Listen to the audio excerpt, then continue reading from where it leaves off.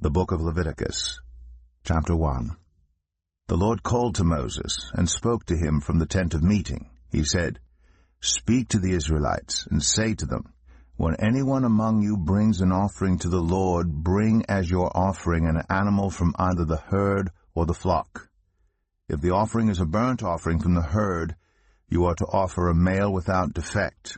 You must present it at the entrance to the tent of meeting, so that it will be acceptable to the Lord. You are to lay your hand on the head of the burnt offering, and it will be accepted on your behalf to make atonement for you. You are to slaughter the young bull before the Lord, and then Aaron's sons, the priest, shall bring the blood and splash it against the sides of the altar at the entrance to the tent of meeting. You are to skin the burnt offering and cut it into pieces. The sons of Aaron, the priests, are to put fire on the altar and arrange wood on the fire. Then Aaron's sons, the priests, shall arrange the pieces, including the head and the fat, on the wood that is burning on the altar. You are to wash the internal organs and the legs with water, and the priest is to burn all of it on the altar. It is a burnt offering, a food offering, an aroma pleasing to the Lord. If the offering is a burnt offering from the flock, from either the sheep or the goats, you are to offer a male without defect. You are to slaughter it on the north side of the altar before the Lord, and Aaron's sons, the priests, shall splash its blood against the sides of the altar. You are to cut it into pieces, and the priest shall arrange them, including the head and the fat, on the wood that is burning on the altar. You are to wash the internal organs and the legs with water, and the priest is to bring all of them and burn them on the altar. It is a burnt offering, a food offering, an aroma pleasing to the Lord. If the offering to the Lord is a burnt offering of birds, you are to offer a dove or a young pigeon. The priest shall bring it to the altar, wring off the head, and burn it on the altar. Its blood shall be drained out on the side of the altar. He is to remove the crop and the feathers, and throw them down east of the altar where the ashes are. He shall tear it open by the wings, not dividing it completely, and then the priest shall burn it on the wood that is burning on the altar. It is a burnt offering, a food offering, an aroma pleasing to the Lord. Leviticus 2. When anyone brings a grain offering to the Lord, their offering is to be of the finest flour. They are to pour olive oil on it, put incense on it, and take it to Aaron's sons the priests. The priest shall take a handful of the flour and oil, together with all the incense, and burn this as a memorial portion on the altar, a food offering, an aroma pleasing to the Lord. The rest of the grain offering belongs to Aaron and his sons. It is a most holy part of the food offerings presented to the Lord.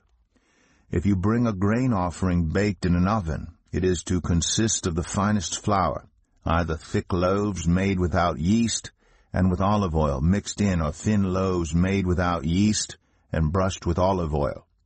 If your grain offering is prepared on a griddle, it is to be made of the finest flour mixed with oil and without yeast. Crumble it and pour oil on it. It is a grain offering.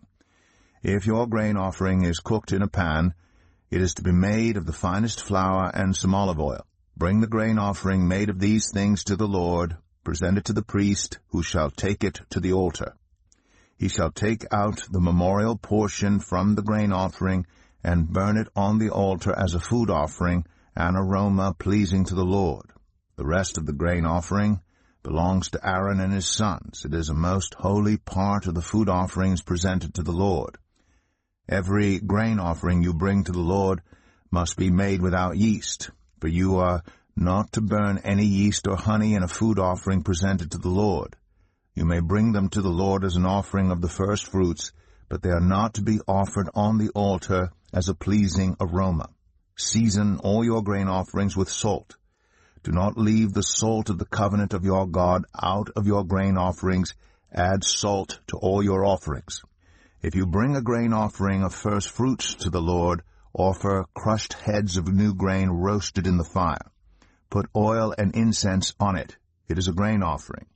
The priest shall burn the memorial portion of the crushed grain and the oil together with all the incense as a food offering presented to the Lord. Leviticus 3. If your offering is a fellowship offering, and you offer an animal from the herd, whether male or female, you are to present before the Lord an animal without defect. You are to lay your hand on the head of your offering and slaughter it at the entrance to the tent of meeting. Then Aaron's sons, the priests, shall splash the blood against the sides of the altar. From the fellowship offering you are to bring a food offering to the Lord, the internal organs and all the fat that is connected to them, both kidneys with the fat on them near the loins, and the long lobe of the liver, which you will remove with the kidneys. Then Aaron's sons are to burn it on the altar on top of the burnt offering that is lying on the burning wood. It is a food offering, an aroma pleasing to the Lord. If you offer an animal from the flock as a fellowship offering to the Lord, you are to offer a male or female without defect. If you offer a lamb, you are to present it before the Lord. Lay your hand on its head and slaughter it in front of the tent of meeting. Then Aaron's sons shall splash its blood against the sides of the altar. From the fellowship offering you are to bring a food offering to the Lord, its fat, the entire fat tail cut off close to the backbone, the internal organs and all the fat that is connected to them, both kidneys with the fat on them near the loins, and the long lobe of the liver, which you will remove with the kidneys. The priest shall burn them on the altar as a food offering presented to the Lord. If your offering is a goat, you are to present it before the Lord. Lay your hand on its head and slaughter it in front of the tent of meeting. Then Aaron's sons shall splash its blood against the sides of the altar. From what you offer you are to present this food offering to the Lord, the internal organs and all the fat that is connected to them, both kidneys with the fat on them near the loins, and the long lobe of the liver, which you will remove with the kidneys. The priest shall burn them on the altar as a food offering, a pleasing aroma. All the fat is the Lord's. This is a lasting ordinance for the generations to come. Wherever you live, you must not eat any fat or any blood. Leviticus 4.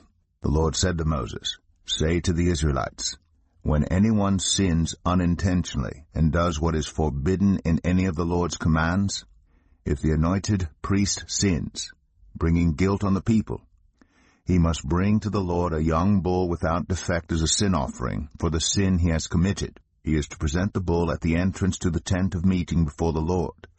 He is to lay his hand on its head and slaughter it there before the Lord. Then the anointed priest shall take some of the bull's blood and carry it into the tent of meeting. He is to dip his finger into the blood and sprinkle some of it 7 times before the Lord in front of the curtain of the sanctuary. The priest shall then put some of the blood on the horns of the altar of fragrant incense that is before the Lord in the tent of meeting.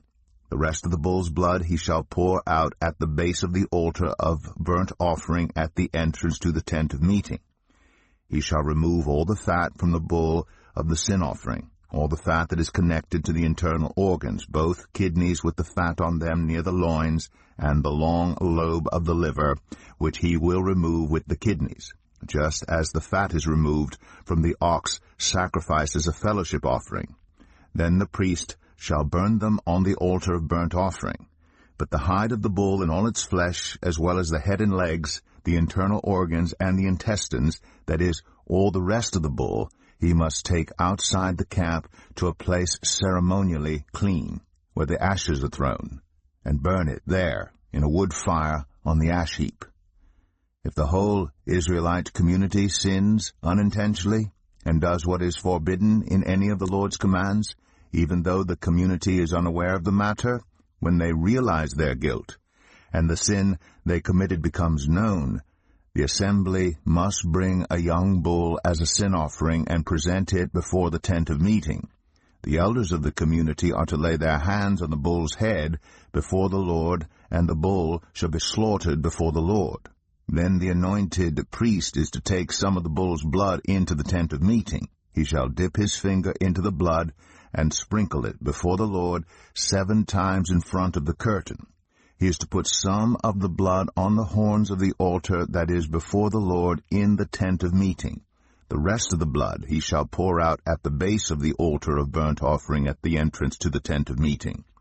He shall remove all the fat from it, and burn it on the altar, and do with this bull just as he did with the bull for the sin offering.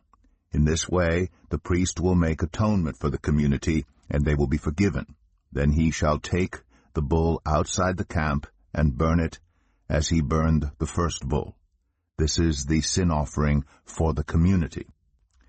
When a leader sins unintentionally, and does what is forbidden in any of the commands of the Lord his God, when he realizes his guilt, and the sin he has committed becomes known, he must bring as his offering a male goat without defect. He is to lay his hand on the goat's head and slaughter it at the place where the burnt offering is slaughtered before the Lord. It is a sin offering. Then the priest shall take some of the blood of the sin offering with his finger, and put it on the horns of the altar of burnt offering, and pour out the rest of the blood at the base of the altar. He shall burn all the fat on the altar as he burned the fat of the fellowship offering.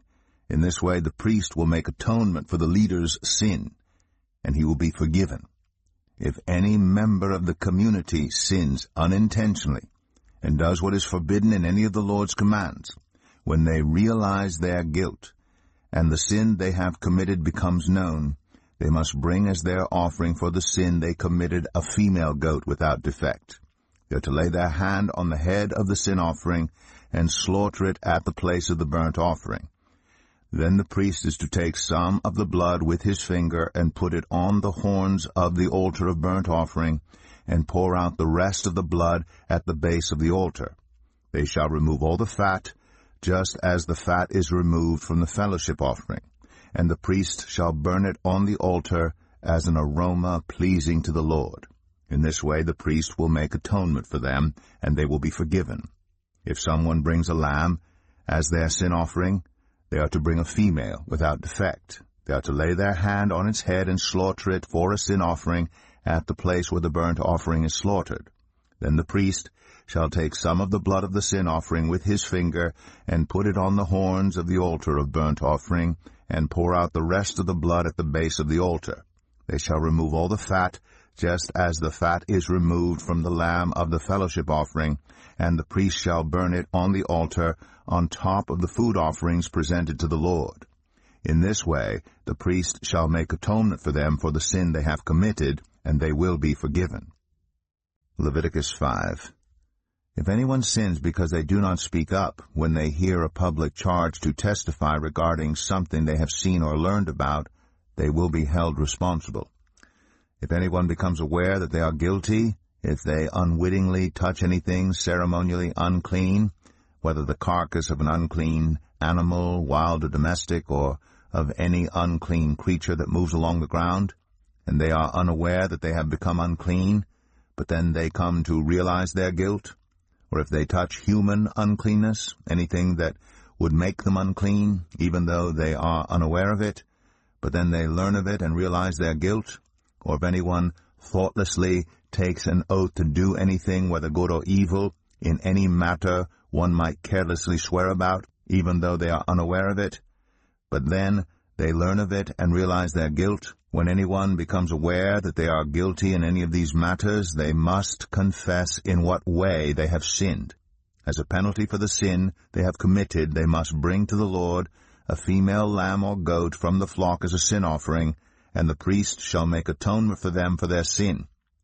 Anyone who cannot afford a lamb is to bring 2 doves or 2 young pigeons to the Lord as a penalty for their sin, one for a sin offering and the other for a burnt offering. They are to bring them to the priest, who shall first offer the one for the sin offering. He is to wring its head from its neck, not dividing it completely, and is to splash some of the blood of the sin offering against the side of the altar. The rest of the blood must be drained out at the base of the altar. It is a sin offering. The priest shall then offer the other as a burnt offering in the prescribed way, and make atonement for them for the sin they have committed, and they will be forgiven. If, however, they cannot afford 2 doves or 2 young pigeons, they are to bring as an offering for their sin 1/10 of an ephah of the finest flour for a sin offering. They must not put olive oil or incense on it, because it is a sin offering. They are to bring it to the priest, who shall take a handful of it as a memorial portion, and burn it on the altar on top of the food offerings presented to the Lord. It is a sin offering. In this way the priest will make atonement for them for any of these sins they have committed, and they will be forgiven. The rest of the offering will belong to the priest, as in the case of the grain offering. The Lord said to Moses, "When anyone is unfaithful to the Lord by sinning unintentionally in regard to any of the Lord's holy things, they are to bring to the Lord as a penalty a ram from the flock, one without defect, and of the proper value in silver, according to the sanctuary shekel. It is a guilt offering. They must make restitution for what they have failed to do in regard to the holy things, pay an additional penalty of 1/5 of its value, and give it all to the priest. The priest will make atonement for them with the ram as a guilt offering, and they will be forgiven. If anyone sins and does what is forbidden in any of the Lord's commands, even though they do not know it, they are guilty and will be held responsible. They are to bring to the priest as a guilt offering a ram from the flock, one without defect, and of the proper value. In this way the priest will make atonement for them for the wrong they have committed unintentionally, and they will be forgiven. It is a guilt offering. They have been guilty of wrongdoing against the Lord." Leviticus 6. The Lord said to Moses, "If anyone sins and is unfaithful to the Lord by deceiving a neighbor about something entrusted to them or left in their care, or about something stolen, or if they cheat their neighbor, or if they find lost property and lie about it, or if they swear falsely about any such sin that people may commit, when they sin in any of these ways and realize their guilt, they must return what they have stolen or taken by extortion, or what was entrusted to them, or the lost property they found, or whatever it was they swore falsely about. They must make restitution in full, and add 1/5 of the value to it, and give it all to the owner on the day they present their guilt offering. And as a penalty, they must bring to the priest, that is, to the Lord, their guilt offering, a ram from the flock, one without defect, and of the proper value. In this way the priest will make atonement for them before the Lord, and they will be forgiven for any of the things they did that made them guilty." The Lord said to Moses, "Give Aaron and his sons this command. These are the regulations for the burnt offering. The burnt offering is to remain on the altar hearth throughout the night, till morning, and the fire must be kept burning on the altar. The priest shall then put on his linen clothes, with linen undergarments next to his body, and shall remove the ashes of the burnt offering that the fire has consumed on the altar, and place them beside the altar.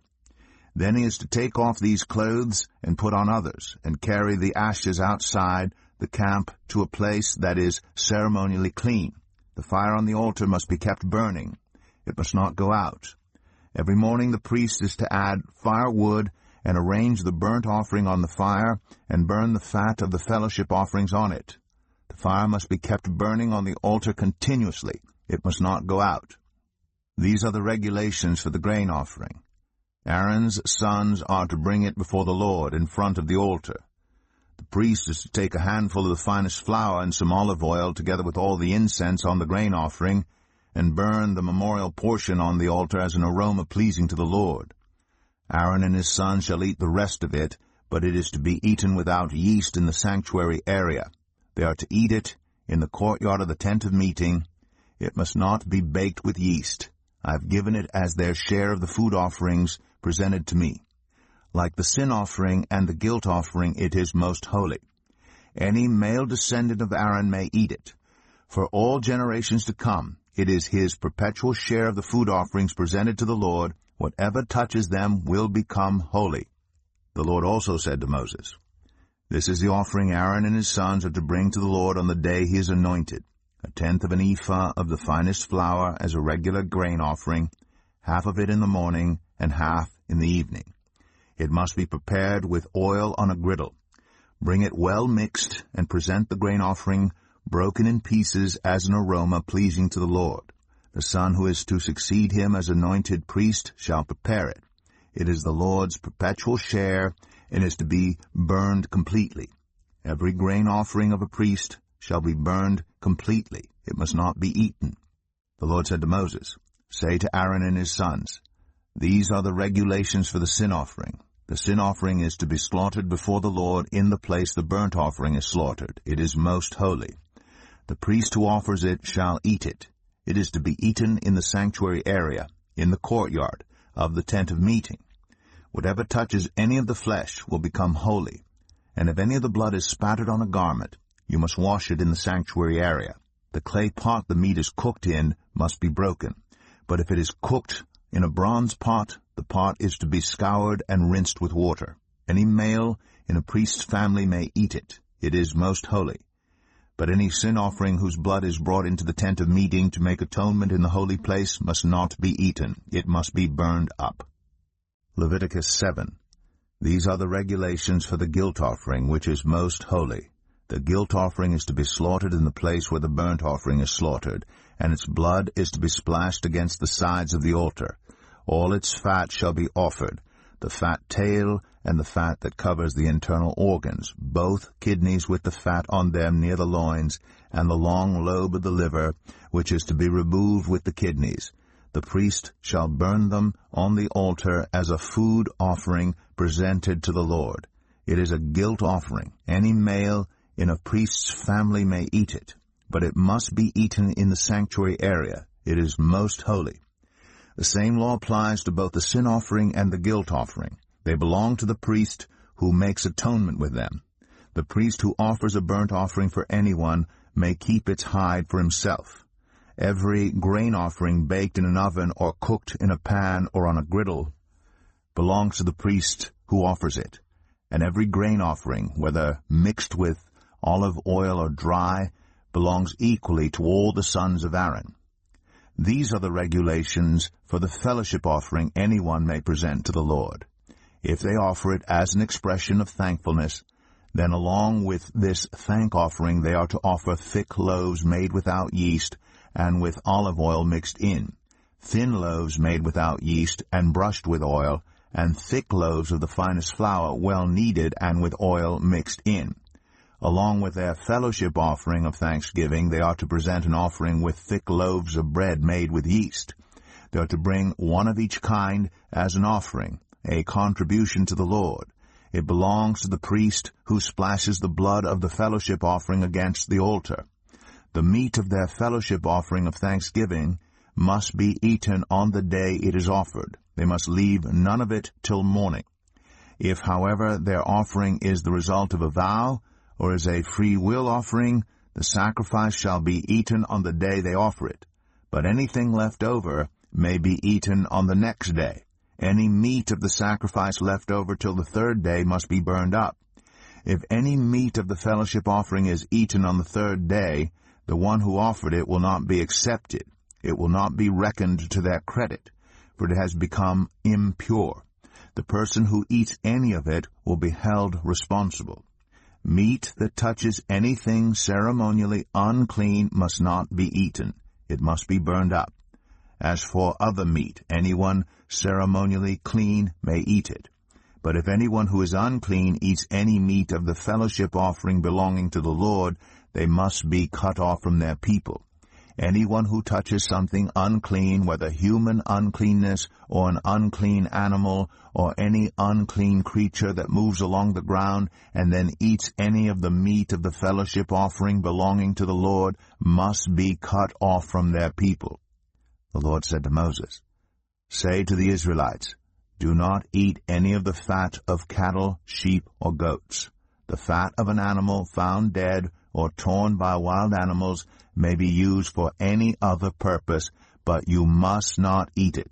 Anyone who eats the fat of an animal from which a food offering may be presented to the Lord must be cut off from their people. And wherever you live, you must not eat the blood of any bird or animal. Anyone who eats blood must be cut off from their people."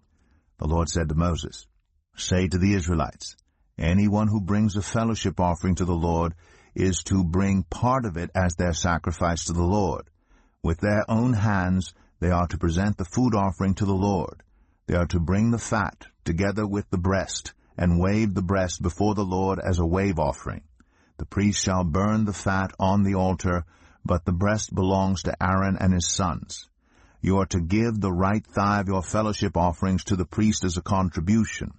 The son of Aaron who offers the blood and the fat of the fellowship offering shall have the right thigh as his share. From the fellowship offerings of the Israelites I have taken the breast that is waved and the thigh that is presented, and have given them to Aaron the priest and his sons as their perpetual share from the Israelites. This is the portion of the food offerings presented to the Lord that were allotted to Aaron and his sons on the day they were presented to serve the Lord as priests. On the day they were anointed, the Lord commanded that the Israelites give this to them as their perpetual share for the generations to come. These, then, are the regulations for the burnt offering, the grain offering, the sin offering, the guilt offering, the ordination offering, and the fellowship offering, which the Lord gave Moses at Mount Sinai in the desert of Sinai on the day he commanded the Israelites to bring their offerings to the Lord. Leviticus 8. The Lord said to Moses, Bring Aaron and his sons, their garments, the anointing oil, the bull for the sin offering, the 2 rams and the basket containing bread made without yeast, and gather the entire assembly at the entrance to the tent of meeting. Moses did as the Lord commanded him, and the assembly gathered at the entrance to the tent of meeting. Moses said to the assembly, This is what the Lord has commanded to be done. Then Moses brought Aaron and his sons forward and washed them with water. He put the tunic on Aaron, tied the sash around him, clothed him with the robe, and put the ephod on him. He also fastened the ephod with a decorative waistband, which he tied around him. He placed the breastpiece on him and put the Urim and the Thummim in the breastpiece. Then he placed the turban on Aaron's head and set the gold plate, the sacred emblem, on the front of it, as the Lord commanded Moses. Then Moses took the anointing oil and anointed the tabernacle and everything in it, and so consecrated them. He sprinkled some of the oil on the altar 7 times, anointing the altar and all its utensils and the basin with its stand to consecrate them. He poured some of the anointing oil on Aaron's head and anointed him to consecrate him. Then he brought Aaron's sons forward, put tunics on them, tied sashes around them, and fastened caps on them as the Lord commanded Moses. He then presented the bull for the sin offering, and Aaron and his sons laid their hands on its head. Moses slaughtered the bull and took some of the blood, and with his finger he put it on all the horns of the altar to purify the altar. He poured out the rest of the blood at the base of the altar. So he consecrated it to make atonement for it. Moses also took all the fat around the internal organs, the long lobe of the liver, and both kidneys and their fat, and burned it on the altar. But the bull, with its hide, and its flesh, and its intestines, he burned up outside the camp, as the Lord commanded Moses. He then presented the ram for the burnt offering, and Aaron and his sons laid their hands on its head. Then Moses slaughtered the ram and splashed the blood against the sides of the altar. He cut the ram into pieces, and burned the head, the pieces, and the fat. He washed the internal organs and the legs with water, and burned the whole ram on the altar. It was a burnt offering, a pleasing aroma, a food offering presented to the Lord, as the Lord commanded Moses. He then presented the other ram, the ram for the ordination, and Aaron and his sons laid their hands on its head. Moses slaughtered the ram and took some of its blood and put it on the lobe of Aaron's right ear, on the thumb of his right hand, and on the big toe of his right foot.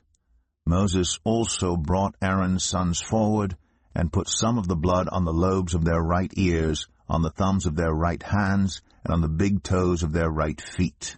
Then he splashed blood against the sides of the altar. After that he took the fat tail, all the fat around the internal organs, the long lobe of the liver, both kidneys and their fat, and the right thigh. And from the basket of bread made without yeast, which was before the Lord, he took one thick loaf with olive oil mixed in, and one thin loaf, and he put these on the fat portions and on the right thigh. He put all these in the hands of Aaron and his sons, and they waved them before the Lord as a wave offering. Then Moses took them from their hands and burned them on the altar on top of the burnt offering as an ordination offering, a pleasing aroma, a food offering presented to the Lord. Moses also took the breast, which was his share of the ordination ram, and waved it before the Lord as a wave offering, as the Lord commanded Moses. Then Moses took some of the anointing oil, and some of the blood from the altar, and sprinkled them on Aaron and his garments, and on his sons and their garments. So he consecrated Aaron and his garments, and his sons and their garments.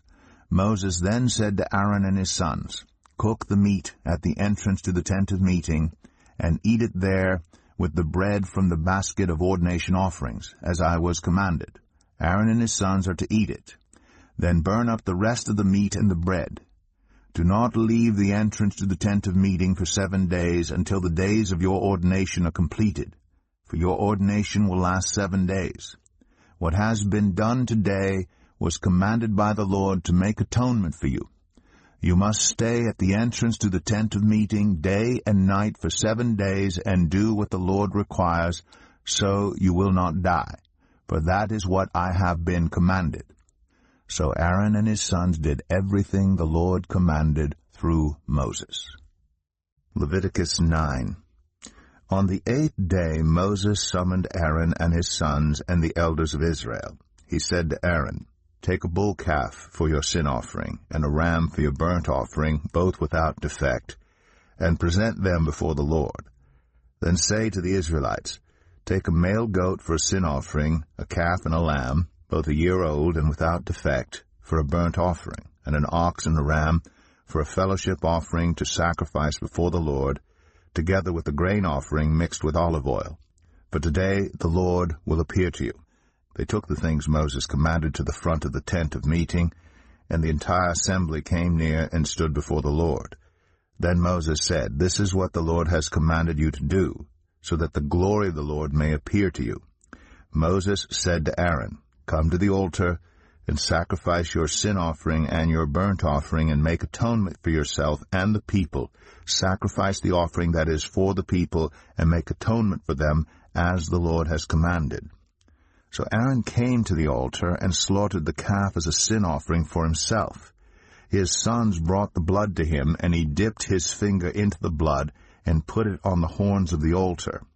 The rest of the blood he poured out at the base of the altar. On the altar he burned the fat, the kidneys, and the long lobe of the liver from the sin offering, as the Lord commanded Moses. The flesh and the hide he burned up outside the camp. Then he slaughtered the burnt offering. His sons handed him the blood, and he splashed it against the sides of the altar. They handed him the burnt offering piece by piece, including the head, and he burned them on the altar. He washed the internal organs and the legs, and burned them on top of the burnt offering on the altar. Aaron then brought the offering that was for the people. He took the goat for the people's sin offering, and slaughtered it, and offered it for a sin offering as he did with the first one. He brought the burnt offering and offered it in the prescribed way. He also brought the grain offering, took a handful of it, and burned it on the altar in addition to the morning's burnt offering. He slaughtered the ox and the ram as the fellowship offering for the people. His sons handed him the blood, and he splashed it against the sides of the altar. But the fat portions of the ox and the ram, the fat tail, the layer of fat, the kidneys, and the long lobe of the liver, these they laid on the breasts, and then Aaron burned the fat on the altar. Aaron waved the breasts and the right thigh before the Lord as a wave offering, as Moses commanded. Then Aaron lifted his hands toward the people and blessed them. And having sacrificed the sin offering, the burnt offering, and the fellowship offering, he stepped down. Moses and Aaron then went into the tent of meeting. When they came out, they blessed the people.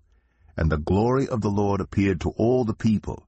Fire came out from the presence of the Lord and consumed the burnt offering and the fat portions on the altar. And when all the people saw it, they shouted for joy and fell face down. Leviticus 10. Aaron's sons, Nadab and Abihu, took their censers, put fire in them, and added incense. And they offered unauthorized fire before the Lord, contrary to his command. So fire came out from the presence of the Lord and consumed them, and they died before the Lord. Moses then said to Aaron, This is what the Lord spoke of when he said, Among those who approach me I will be proved holy. In the sight of all the people I will be honored.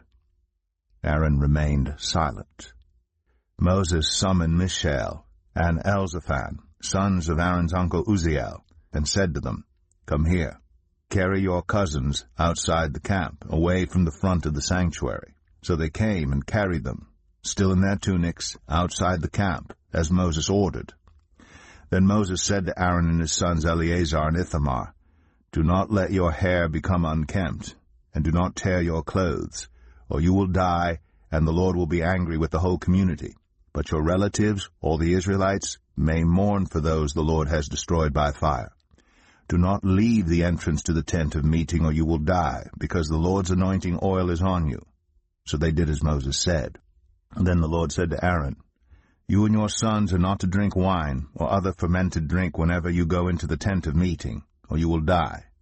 This is a lasting ordinance for the generations to come, so that you can distinguish between the holy and the common, between the unclean and the clean, and so you can teach the Israelites all the decrees the Lord has given them through Moses."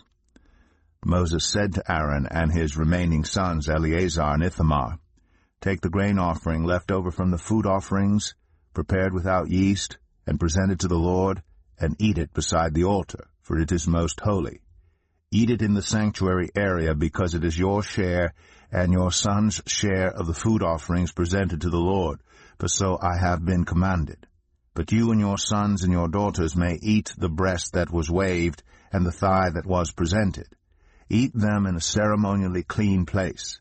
They have been given to you, and your children as your share of the Israelites' fellowship offerings. The thigh that was presented and the breast that was waved must be brought with the fat portions of the food offerings, to be waved before the Lord as a wave offering. This will be the perpetual share for you and your children, as the Lord has commanded." When Moses inquired about the goat of the sin offering, and found that it had been burned up, he was angry with Eleazar and Ithamar, Aaron's remaining sons, and asked, "Why didn't you eat the sin offering in the sanctuary area? It is most holy. It was given to you to take away the guilt of the community by making atonement for them before the Lord. Since its blood was not taken into the holy place, you should have eaten the goat in the sanctuary area as I commanded." Aaron replied to Moses, "Today they sacrifice their sin offering and their burnt offering before the Lord, but such things as this have happened to me. Would the Lord have been pleased if I had eaten the sin offering today?" When Moses heard this, he was satisfied. Leviticus 11.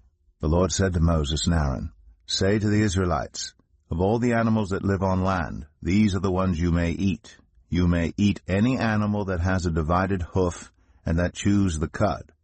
There are some that only chew the cud or only have a divided hoof, but you must not eat them. The camel, though it chews the cud, does not have a divided hoof. It is ceremonially unclean for you. The hyrax, though it chews the cud, does not have a divided hoof. It is unclean for you. The rabbit, though it chews the cud, does not have a divided hoof. It is unclean for you. And the pig, though it has a divided hoof, does not chew the cud. It is unclean for you. You must not eat their meat or touch their carcasses. They are unclean for you. Of all the creatures living in the water of the seas and the streams, you may eat any that have fins and scales. But all creatures in the seas or streams that do not have fins and scales, whether among all the swarming things or among all the other living creatures in the water, you are to regard as unclean. And since you are to regard them as unclean, you must not eat their meat. You must regard their carcasses as unclean. Anything living in the water that does not have fins and scales is to be regarded as unclean by you. These are the birds you are to regard as unclean and not eat because they are unclean: the eagle, the vulture, the black vulture, the red kite, any kind of black kite, any kind of raven, the horned owl, the screech owl, the gull, any kind of hawk, the little owl, the cormorant, the great owl, the white owl, the desert owl, the osprey, the stork, any kind of heron, the hoopoe, and the bat. All flying insects that walk on all fours are to be regarded as unclean by you. There are, however, some flying insects that walk on all fours that you may eat, those that have jointed legs for hopping on the ground. Of these you may eat any kind of locust, katyd, cricket, or grasshopper. But all other flying insects that have 4 legs you are to regard as unclean. You will make yourselves unclean by these. Whoever touches their carcasses will be unclean till evening. Whoever picks up one of their carcasses must wash their clothes, and they will be unclean till evening. Every animal that does not have a divided hoof, or that does not chew the cud, is unclean for you. Whoever touches the carcass of any of them will be unclean. Of all the animals that walk on all fours, those that walk on their paws are unclean for you. Whoever touches their carcasses will be unclean till evening. Anyone who picks up their carcasses must wash their clothes, and they will be unclean till evening. These animals are unclean for you. Of the animals that move along the ground, these are unclean for you: the weasel, the rat, any kind of great lizard, the gecko, the monitor lizard, the wall lizard, the skink, and the chameleon. Of all those that move along the ground, these are unclean for you. Whoever touches them, when they are dead, will be unclean till evening. When one of them dies and falls on something, that article, whatever its use, will be unclean, whether it is made of wood, cloth, hide, or sackcloth. Put it in water. It will be unclean till evening, and then it will be clean. If one of them falls into a clay pot, everything in it will be unclean, and you must break the pot. Any food you are allowed to eat that has come into contact with water from any such pot is unclean, and any liquid that is drunk from such a pot is unclean. Anything that one of their carcasses falls on becomes unclean. An oven or cooking pot must be broken up. They are unclean, and you are to regard them as unclean. A spring, however, or a cistern for collecting water remains clean, but anyone who touches one of these carcasses is unclean. If a carcass falls on any seeds that are to be planted, they remain clean. But if water has been put on the seed and a carcass falls on it, it is unclean for you. If an animal that you are allowed to eat dies, anyone who touches its carcass will be unclean till evening. Anyone who eats some of its carcass must wash their clothes, and they will be unclean till evening. Anyone who picks up the carcass must wash their clothes, and they will be unclean till evening. Every creature that moves along the ground is to be regarded as unclean. It is not to be eaten.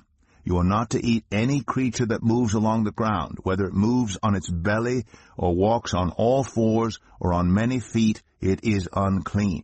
Do not defile yourselves by any of these creatures. Do not make yourselves unclean by means of them, or be made unclean by them. I am the Lord your God. Consecrate yourselves, and be holy, because I am holy. Do not make yourselves unclean by any creature that moves along the ground. I am the Lord, who brought you up out of Egypt to be your God. Therefore be holy, because I am holy. These are the regulations concerning animals, birds, every living thing that moves about in the water, and every creature that moves along the ground. You must distinguish between the unclean and the clean, between living creatures that may be eaten and those that may not be eaten. The Book of Numbers, Chapter 1. The Lord spoke to Moses in the tent of meeting in the desert of Sinai on the first day of the 2nd month of the 2nd year after the Israelites came out of Egypt. He said, Take a census of the whole Israelite community by their clans and families, listing every man by name, one by one. You and Aaron are to count according to their divisions all the men in Israel who are 20 years old or more and able to serve in the army, 1 man from each tribe. Each of them, the head of his family, is to help you. These are the names of the men who are to assist you. From Reuben, Elizur, son of Shadur. From Simeon, Shalumiel, son of Zerushadai. From Judah, Nahshon, son of Amminadab. From Issachar, Nethanel, son of Zuar. From Zebulun, Eliab, son of Helon. From the sons of Joseph, from Ephraim, Elishama, son of Ammihud. From Manasseh, Gamaliel, son of Pedazur. From Benjamin, Abidan, son of Gideoni. From Dan, Ahiezer, son of Ammishaddai. From Asher, Pagiel, son of Ochran. From Gad, Eliasaph, son of Deuel. From Naphtali, Ahira, son of Enan. These were the men appointed from the community, the leaders of their ancestral tribes. They were the heads of the clans of Israel. Moses and Aaron took these men whose names had been specified, and they called the whole community together on the first day of the second month. The people registered their ancestry by their clans and families, and the men 20 years old or more were listed by name one by one, as the Lord commanded Moses. And so he counted them in the desert of Sinai. From the descendants of Reuben, the firstborn son of Israel, all the men 20 years old or more who were able to serve in the army were listed by name one by one according to the records of their clans and families. The number from the tribe of Reuben was 46,500. From the descendants of Simeon, all the men 20 years old or more who were able to serve in the army were counted and listed by name one by one according to the records of their clans and families. The number from the tribe of Simeon was 59,300. From the descendants of Gad, all the men 20 years old or more who were able to serve in the army were listed by name according to the records of their clans and families. The number from the tribe of Gad was 45,650. From the descendants of Judah, all the men 20 years old or more who were able to serve in the army were listed by name according to the records of their clans and families. The number from the tribe of Judah was 74,600. From the descendants of Issachar, all the men 20 years old or more who were able to serve in the army were listed by name according to the records of their clans and families. The number from the tribe of Issachar was 54,400. From the descendants of Zebulun, all the men 20 years old or more who were able to serve in the army were listed by name according to the records of their clans and families. The number from the tribe of Zebulun was 57,400. From the sons of Joseph, from the descendants of Ephraim, all the men 20 years old or more who were able to serve in the army were listed by name according to the records of their clans and families. The number from the tribe of Ephraim was 40,500. From the descendants of Manasseh, all the men 20 years old or more who were able to serve in the army were listed by name according to the records of their clans and families. The number from the tribe of Manasseh was 32,200. From the descendants of Benjamin, all the men 20 years old or more who were able to serve in the army were listed by name according to the records of their clans and families. The number from the tribe of Benjamin was 35,400. From the descendants of Dan, all the men 20 years old or more who were able to serve in the army were listed by name according to the records of their clans and families. The number from the tribe of Dan was 62,700. From the descendants of Asher, all the men 20 years old or more who were able to serve in the army were listed by name according to the records of their clans and families. The number from the tribe of Asher was 41,500. From the descendants of Naphtali, all the men 20 years old or more who were able to serve in the army were listed by name according to the records of their clans and families. The number from the tribe of Naphtali was 53,400. These were the men counted by Moses and Aaron and the 12 leaders of Israel, each one representing his family.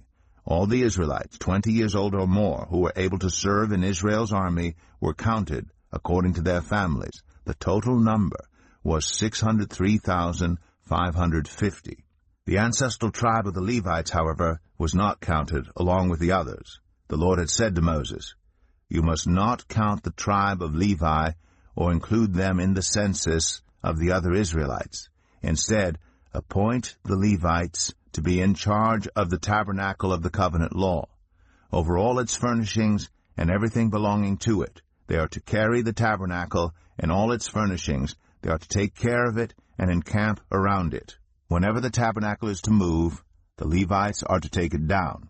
And whenever the tabernacle is to be set up, the Levites shall do it. Anyone else who approaches it is to be put to death. The Israelites are to set up their tents by divisions, each of them in their own camp under their standard. The Levites, however, are to set up their tents around the tabernacle of the covenant law, so that my wrath will not fall on the Israelite community. The Levites are to be responsible for the care of the tabernacle of the covenant law. The Israelites did all this just as the Lord commanded Moses. Leviticus 13. The Lord said to Moses and Aaron, "When anyone has a swelling or a rash or a shiny spot on their skin that may be a defiling skin disease, they must be brought to Aaron the priest or to one of his sons who is a priest. The priest is to examine the sore on the skin, and if the hair on the sore has turned white, and the sore appears to be more than skin deep, it is a defiling skin disease. When the priest examines that person, he shall pronounce them ceremonially unclean. If the shiny spot on the skin is white, but does not appear to be more than skin deep, and the hair in it has not turned white, the priest is to isolate the affected person for 7 days. On the 7th day the priest is to examine them, and if he sees that the sore is unchanged and has not spread in the skin, he is to isolate them for another 7 days. On the 7th day the priest is to examine them again, and if the sore has faded and has not spread in the skin, the priest shall pronounce them clean. It is only a rash. They must wash their clothes, and they will be clean. But if the rash does spread in their skin after they have shown themselves to the priest to be pronounced clean, they must appear before the priest again. The priest is to examine that person, and if the rash has spread in the skin, he shall pronounce them unclean. It is a defiling skin disease. When anyone has a defiling skin disease, they must be brought to the priest. The priest is to examine them, and if there is a white swelling in the skin that has turned the hair white, and if there is raw flesh in the swelling, it is a chronic skin disease, and the priest shall pronounce them unclean. He is not to isolate them because they are already unclean. If the disease breaks out all over their skin, and, so far as the priest can see, it covers all the skin of the affected person from head to foot, the priest is to examine them, and if the disease has covered their whole body, he shall pronounce them clean. Since it has all turned white, they are clean. But whenever raw flesh appears on them, they will be unclean. When the priest sees the raw flesh, he shall pronounce them unclean. The raw flesh is unclean. They have a defiling disease. If the raw flesh changes and turns white, they must go to the priest. The priest is to examine them, and if the sores have turned white, the priest shall pronounce the affected person clean. Then they will be clean. When someone has a boil on their skin and it heals, and in the place where the boil was, a white swelling or reddish-white spot appears, they must present themselves to the priest. The priest is to examine it, and if it appears to be more than skin deep, and the hair in it has turned white, the priest shall pronounce that person unclean. It is a defiling skin disease that has broken out where the boil was. But if when the priest examines it, there is no white hair in it, and it is not more than skin deep, and has faded, then the priest is to isolate them for 7 days. If it is spreading in the skin, the priest shall pronounce them unclean. It is a defiling disease. But if the spot is unchanged and has not spread, it is only a scar from the boil, and the priest shall pronounce them clean. When someone has a burn on their skin, and a reddish-white or white spot appears in the raw flesh of the burn, the priest is to examine the spot, and if the hair in it has turned white, and it appears to be more than skin deep, it is a defiling disease that has broken out in the burn. The priest shall pronounce them unclean. It is a defiling skin disease. But if the priest examines it, and there is no white hair in the spot, and if it is not more than skin deep, and has faded, then the priest is to isolate them for 7 days. On the 7th day the priest is to examine that person, and if it is spreading in the skin, the priest shall pronounce them unclean.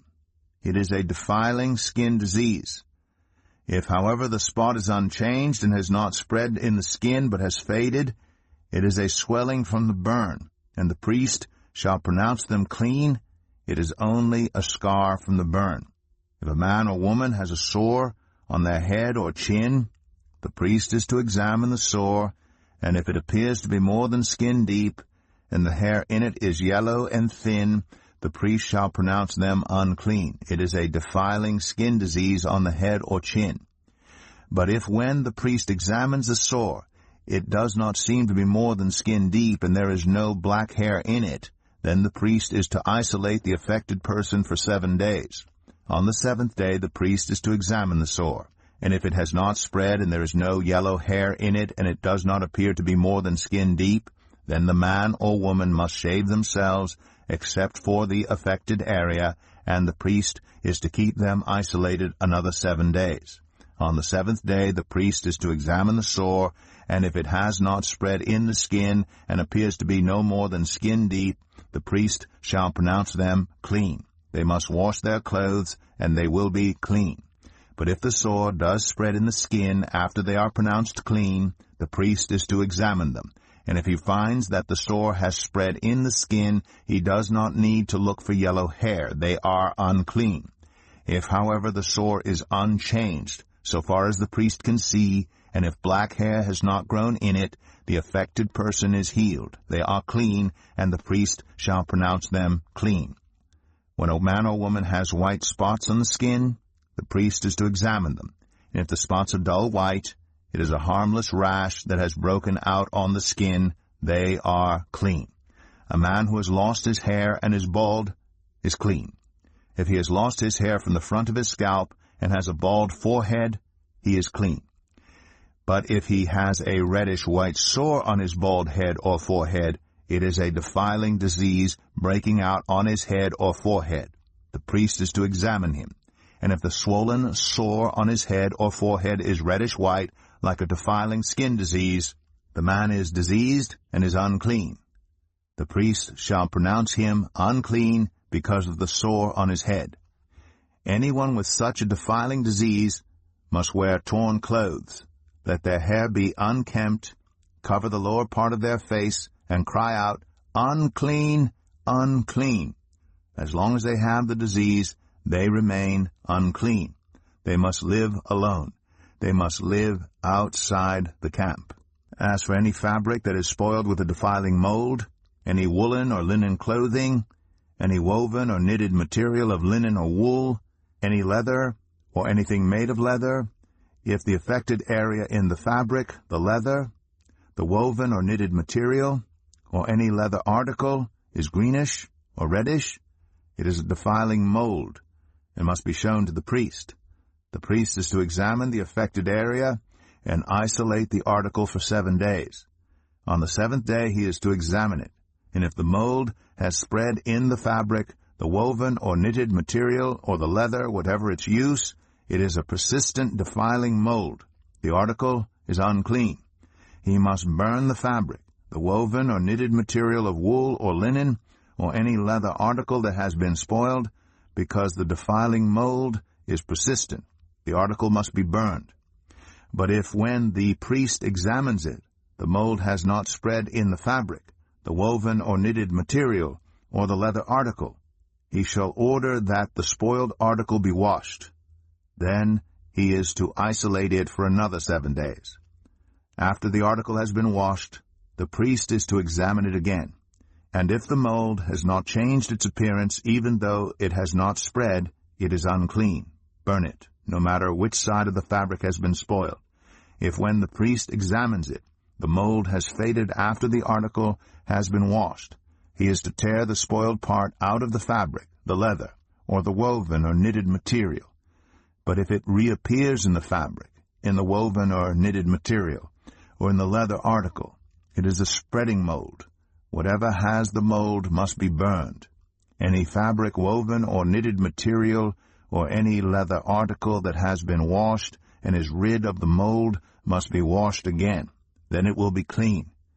These are the regulations concerning defiling molds in woolen or linen clothing, woven or knitted material, or any leather article, for pronouncing them clean or unclean. Leviticus 14. The Lord said to Moses, "These are the regulations for any diseased person at the time of their ceremonial cleansing when they are brought to the priest. The priest is to go outside the camp and examine them. If they had been healed of their defiling skin disease, the priest shall order the 2 live clean birds and some cedar wood, scarlet yarn, and hyssop be brought for the person to be cleansed.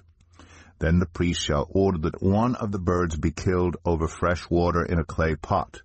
He is then to take the live bird and dip it together with the cedar wood, the scarlet yarn, and the hyssop into the blood of the bird that was killed over the fresh water. 7 times he shall sprinkle the one to be cleansed of the defiling disease, and then pronounce them clean. After that he is to release the live bird in the open fields. The person to be cleansed must wash their clothes, shave off all their hair, and bathe with water. Then they will be ceremonially clean. After this they may come into the camp, but they must stay outside their tent for 7 days. On the 7th day they must shave off all their hair. They must shave their head, their beard, their eyebrows, and the rest of their hair. They must wash their clothes and bathe themselves with water, and they will be clean. On the 8th day they must bring 2 male lambs and 1 ewe lamb, a year old, each without defect, along with 3/10 of an ephah of the finest flour mixed with olive oil for a grain offering, and 1 log of oil. The priest who pronounces them clean shall present both the one to be cleansed and their offerings before the Lord at the entrance to the tent of meeting. Then the priest is to take 1 of the male lambs and offer it as a guilt offering, along with the log of oil. He shall wave them before the Lord as a wave offering. He is to slaughter the lamb in the sanctuary area where the sin offering and the burnt offering are slaughtered. Like the sin offering, the guilt offering belongs to the priest. It is most holy. The priest is to take some of the blood of the guilt offering and put it on the lobe of the right ear of the one to be cleansed, on the thumb of their right hand, and on the big toe of their right foot. The priest shall then take some of the log of oil, pour it on the palm of his own left hand, dip his right forefinger into the oil in his palm, and with his finger sprinkle some of it before the Lord 7 times. The priest is to put some of the oil remaining in his palm on the lobe of the right ear of the one to be cleansed, on the thumb of their right hand, and on the big toe of their right foot, on top of the blood of the guilt offering. The rest of the oil in his palm the priest shall put on the head of the one to be cleansed, and make atonement for them before the Lord. Then the priest is to sacrifice the sin offering and make atonement for the one to be cleansed from their uncleanness. After that, the priest shall slaughter the burnt offering and offer it on the altar together with the grain offering, and make atonement for them, and they will be clean. If, however, they are poor and cannot afford these, they must take 1 male lamb as a guilt offering to be waved to make atonement for them, together with 1/10 of an ephah of the finest flour mixed with olive oil for a grain offering, a log of oil, and 2 doves or 2 young pigeons, such as they can afford, 1 for a sin offering and the other for a burnt offering. On the 8th day they must bring them for their cleansing to the priest at the entrance to the tent of meeting before the Lord. The priest is to take the lamb for the guilt offering, together with the log of oil, and wave them before the Lord as a wave offering. He shall slaughter the lamb for the guilt offering, and take some of its blood, and put it on the lobe of the right ear of the one to be cleansed, on the thumb of their right hand, and on the big toe of their right foot. The priest is to pour some of the oil into the palm of his own left hand, and with his right forefinger sprinkle some of the oil from his palm 7 times before the Lord. Some of the oil in his palm he is to put on the same places he put the blood of the guilt offering, on the lobe of the right ear of the one to be cleansed, on the thumb of their right hand, and on the big toe of their right foot. The rest of the oil in his palm the priest shall put on the head of the one to be cleansed, to make atonement for them before the Lord. Then he shall sacrifice the doves or the young pigeons, such as the person can afford, 1 as a sin offering and the other as a burnt offering, together with the grain offering. In this way the priest will make atonement before the Lord on behalf of the one to be cleansed. These are the regulations for anyone who has a defiling skin disease, and who cannot afford the regular offerings for their cleansing. The Lord said to Moses and Aaron, "When you enter the land of Canaan, which I am giving you as your possession, and I put a spreading mold in a house in that land, the owner of the house must go and tell the priest, 'I have seen something that looks like a defiling mold in my house.' The priest is to order the house to be emptied before he goes in to examine the mold, so that nothing in the house will be pronounced unclean. After this, the priest is to go in and inspect the house. He is to examine the mold on the walls, and if it has greenish or reddish depressions that appear to be deeper than the surface of the wall, the priest shall go out of the doorway of the house and close it up for 7 days. On the 7th day the priest shall return to inspect the house. If the mold has spread on the walls, he is to order that the contaminated stones be torn out and thrown into an unclean place outside the town. He must have all the inside walls of the house scraped, and the material that is scraped off dumped into an unclean place outside the town. Then they are to take other stones to replace these, and take new clay and plaster the house. If the defiling mold reappears in the house after the stones have been torn out, and the house scraped and plastered, the priest is to go and examine it.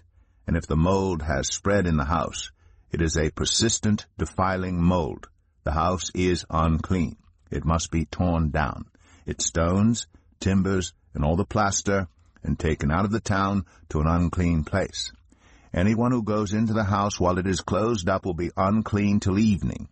Anyone who sleeps or eats in the house must wash their clothes.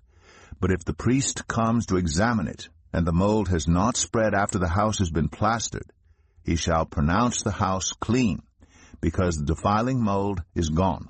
To purify the house, he is to take 2 birds and some cedar wood, scarlet yarn, and hyssop. He shall kill one of the birds over fresh water in a clay pot. Then he is to take the cedar wood, the hyssop, the scarlet yarn, and the live bird, dip them into the blood of the dead bird and the fresh water, and sprinkle the house 7 times. He shall purify the house with the bird's blood, the fresh water, the live bird, the cedar wood, the hyssop, and the scarlet yarn.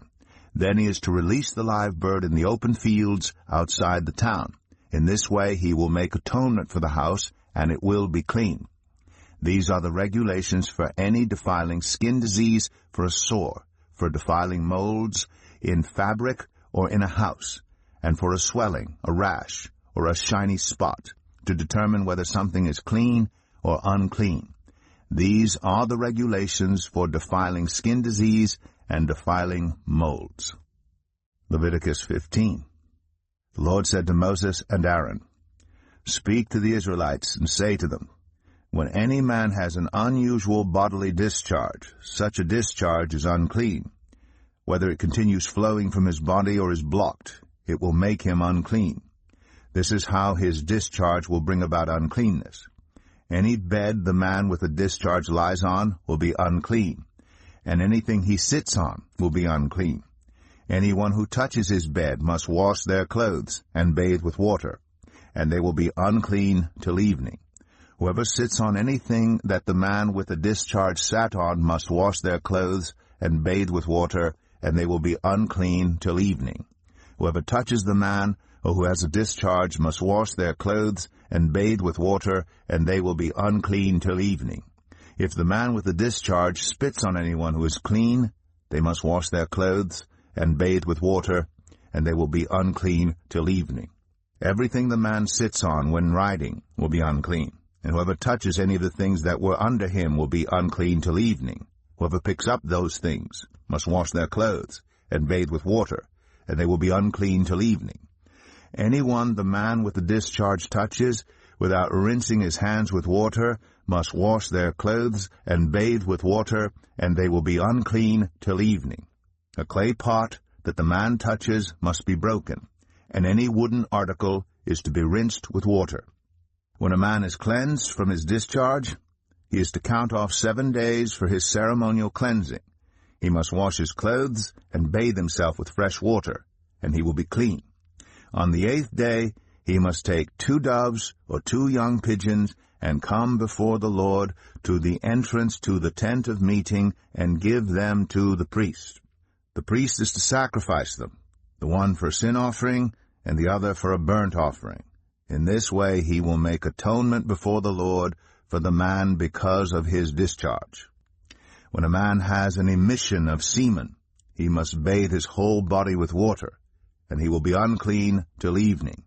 Any clothing or leather that has semen on it must be washed with water, and it will be unclean till evening. When a man has sexual relations with a woman, and there is an emission of semen, both of them must bathe with water, and they will be unclean till evening.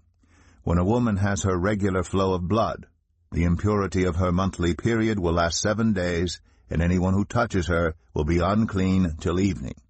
Anything she lies on during her period will be unclean, and anything she sits on will be unclean. Anyone who touches her bed will be unclean. They must wash their clothes and bathe with water, and they will be unclean till evening. Anyone who touches anything she sits on will be unclean. They must wash their clothes and bathe with water, and they will be unclean till evening. Whether it is the bed or anything she was sitting on, when anyone touches it, they will be unclean till evening.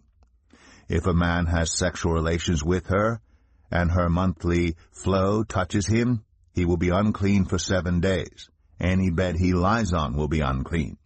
When a woman has a discharge of blood for many days at a time other than her monthly period, or has a discharge that continues beyond her period, she will be unclean as long as she has the discharge, just as in the days of her period. Any bed she lies on while her discharge continues will be unclean, as is her bed during her monthly period. And anything she sits on will be unclean as during her period. Anyone who touches them will be unclean. They must wash their clothes and bathe with water, and they will be unclean till evening. When she is cleansed from her discharge, she must count off 7 days, and after that she will be ceremonially clean. On the 8th day she must take 2 doves or 2 young pigeons and bring them to the priest at the entrance to the tent of meeting. The priest is to sacrifice one for a sin offering and the other for a burnt offering. In this way he will make atonement for her before the Lord for the uncleanness of her discharge. You must keep the Israelites separate from the things that make them unclean, so they will not die in their uncleanness for defiling my dwelling place which is among them. These are the regulations for a man with a discharge, for anyone made unclean by an emission of semen, for a woman in her monthly period, for a man or a woman with a discharge, and for a man who has sexual relations with a woman who is ceremonially unclean. Leviticus 16. The Lord spoke to Moses after the death of the 2 sons of Aaron who died when they approached the Lord. The Lord said to Moses, "Tell your brother Aaron that he is not to come whenever he chooses into the most holy place behind the curtain in front of the atonement cover on the ark, or else he will die. For I will appear in the cloud over the atonement cover." This is how Aaron is to enter the most holy place. He must first bring a young bull for a sin offering and a ram for a burnt offering. He is to put on the sacred linen tunic, with linen undergarments next to his body. He is to tie the linen sash around him and put on the linen turban. These are sacred garments, so he must bathe himself with water before he puts them on. From the Israelite community he is to take 2 male goats for a sin offering and a ram for a burnt offering. Aaron is to offer the bull for his own sin offering to make atonement for himself and his household. Then he is to take the 2 goats and present them before the Lord at the entrance to the tent of meeting. He is to cast lots for the 2 goats, 1 lot for the Lord and the other for the scapegoat. Aaron shall bring the goat whose lot falls to the Lord and sacrifice it for a sin offering. But the goat chosen by lot as the scapegoat shall be presented alive before the Lord to be used for making atonement by sending it into the wilderness as a scapegoat. Aaron shall bring the bull for his own sin offering to make atonement for himself and his household. And he is to slaughter the bull for his own sin offering. He is to take a censer full of burning coals from the altar before the Lord, and 2 handfuls of finely ground fragrant incense, and take them behind the curtain. He is to put the incense on the fire before the Lord, and the smoke of the incense will conceal the atonement cover above the tablets of the covenant law, so that he will not die. He is to take some of the bull's blood, and with his finger sprinkle it on the front of the atonement cover. Then he shall sprinkle some of it with his finger 7 times before the atonement cover. He shall then slaughter the goat for the sin offering for the people, and take its blood behind the curtain, and do with it as he did with the bull's blood. He shall sprinkle it on the atonement cover and in front of it.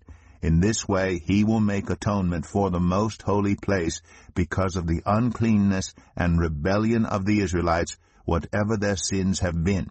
He is to do the same for the tent of meeting, which is among them in the midst of their uncleanness.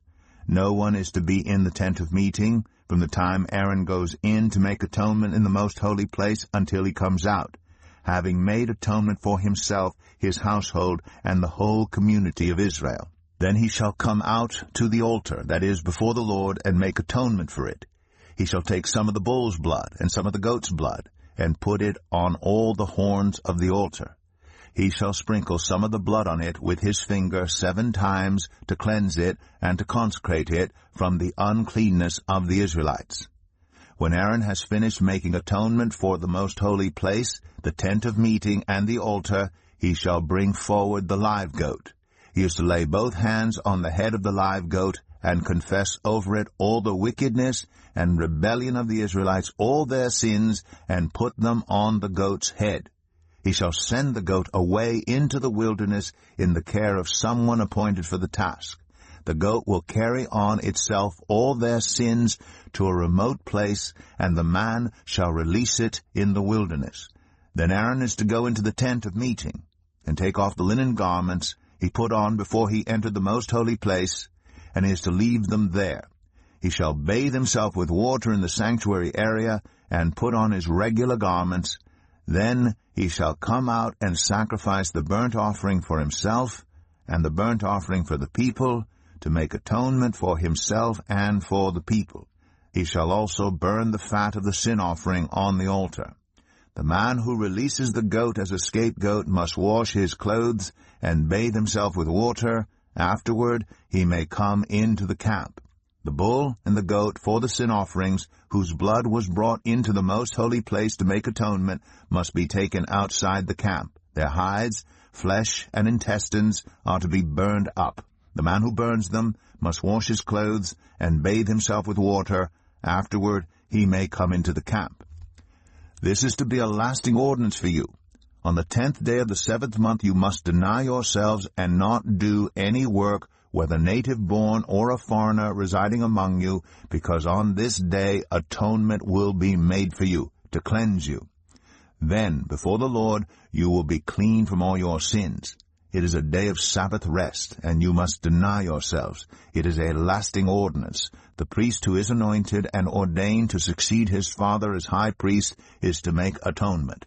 He is to put on the sacred linen garments and make atonement for the most holy place, for the tent of meeting and the altar, and for the priests and all the members of the community.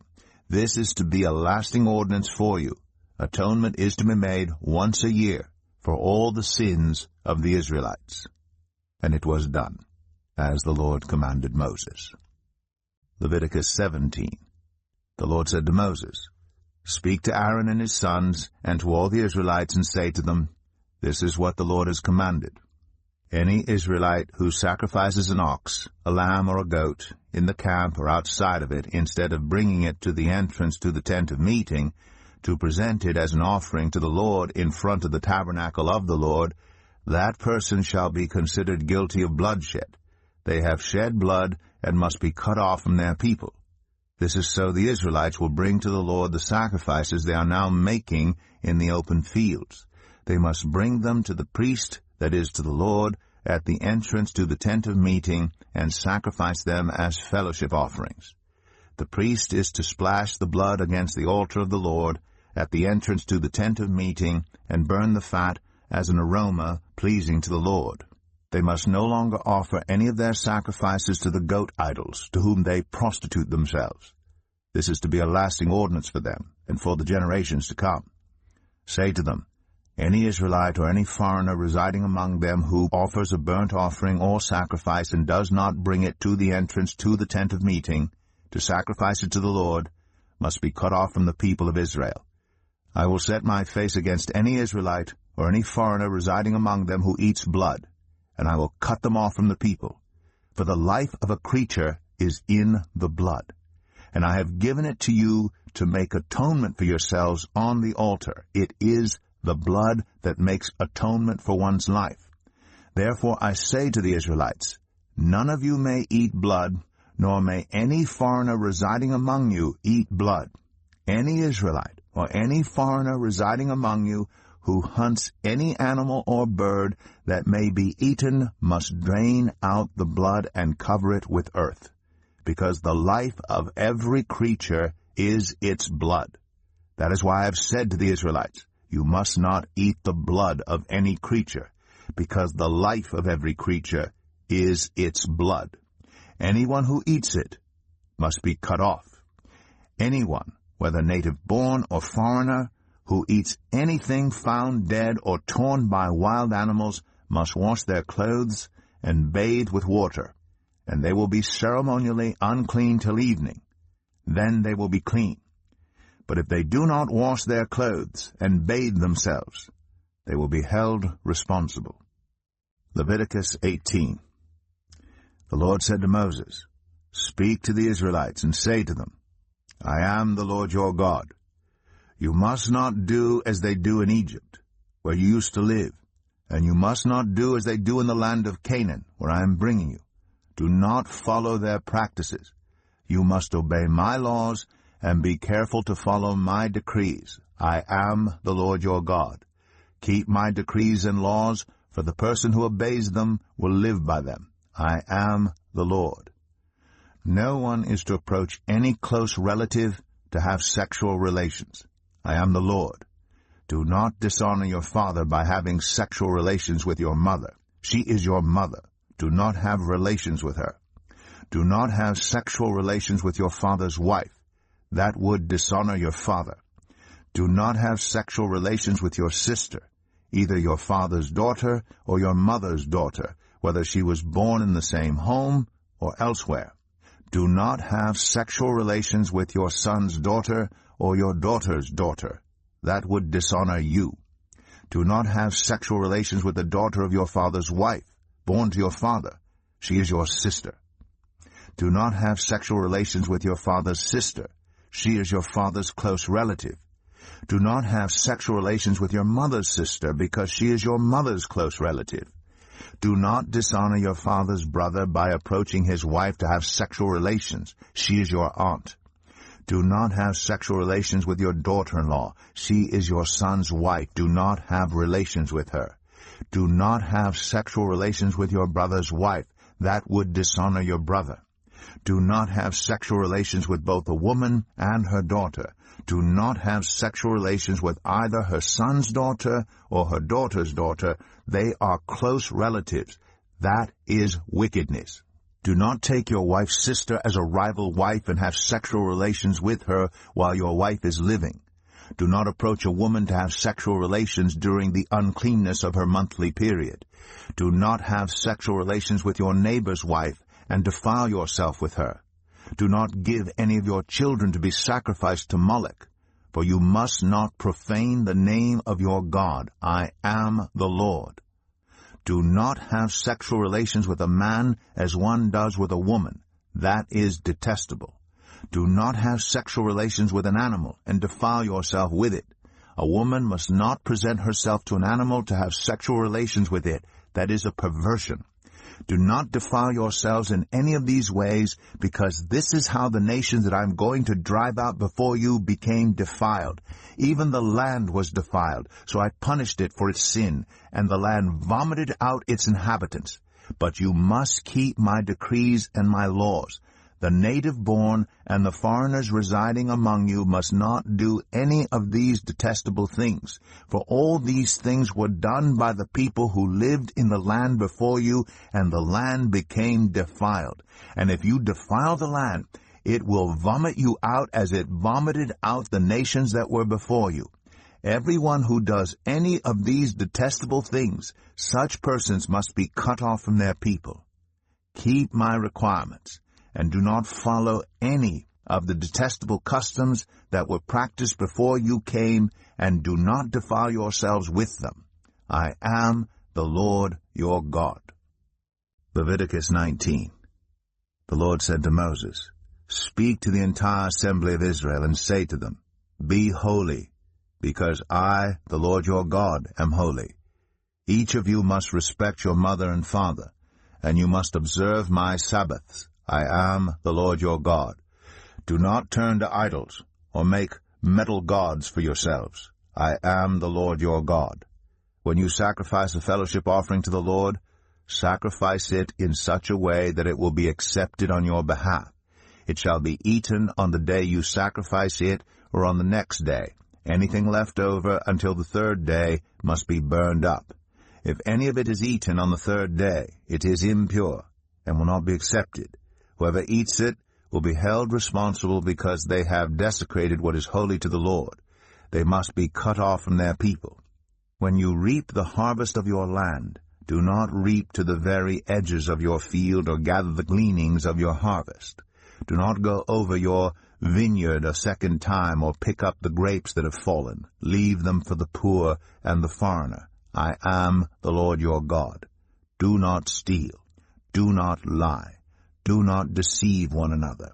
Do not swear falsely by my name, and so profane the name of your God. I am the Lord. Do not defraud or rob your neighbor. Do not hold back the wages of a hired worker overnight.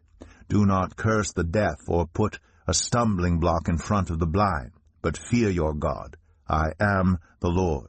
Do not pervert justice. Do not show partiality to the poor or favoritism to the great, but judge your neighbor fairly. Do not go about spreading slander among your people. Do not do anything that endangers your neighbor's life. I am the Lord. Do not hate a fellow Israelite in your heart. Rebuke your neighbor frankly, so you will not share in their guilt. Do not seek revenge or bear a grudge against anyone among your people, but love your neighbor as yourself. I am the Lord. Keep my decrees. Do not mate different kinds of animals. Do not plant your field with two kinds of seed. Do not wear clothing woven of two kinds of material. If a man sleeps with a female slave who is promised to another man, but who has not been ransomed or given her freedom, there must be due punishment. Yet they are not to be put to death because she has not been freed. The man, however, must bring a ram to the entrance to the tent of meeting for a guilt offering to the Lord. With the ram of the guilt offering, the priest is to make atonement for him before the Lord for the sin he has committed, and his sin will be forgiven. When you enter the land and plant any kind of fruit tree, regard its fruit as forbidden. For 3 years you are to consider it forbidden. It must not be eaten. In the 4th year all its fruit will be holy, an offering of praise to the Lord. But in the 5th year you may eat its fruit. In this way your harvest will be increased. I am the Lord your God. Do not eat any meat with the blood still in it. Do not practice divination or seek omens. Do not cut the hair at the sides of your head or clip off the edges of your beard. Do not cut your bodies for the dead or put tattoo marks on yourselves. I am the Lord. Do not degrade your daughter by making her a prostitute, or the land will turn to prostitution and be filled with wickedness. Observe my Sabbaths and have reverence for my sanctuary. I am the Lord. Do not turn to mediums or seek out spiritists, for you will be defiled by them. I am the Lord your God. Stand up in the presence of the aged. Show respect for the elderly, and revere your God. I am the Lord. When a foreigner resides among you in your land, do not mistreat them. The foreigner residing among you must be treated as your native born. Love them as yourself, for you were foreigners in Egypt. I am the Lord your God. Do not use dishonest standards when measuring length, weight, or quantity. Use honest scales and honest weights, an honest ephah and an honest hin. I am the Lord your God who brought you out of Egypt. Keep all my decrees and all my laws and follow them. I am the Lord. Leviticus 20.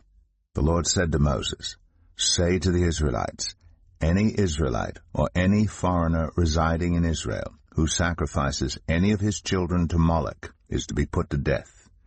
The members of the community are to stone him.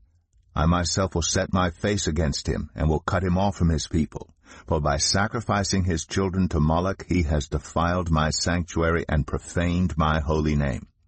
If the members of the community close their eyes when that man sacrifices one of his children to Moloch, and if they fail to put him to death, I myself will set my face against him and his family, and will cut them off from their people, together with all who follow him in prostituting themselves to Moloch.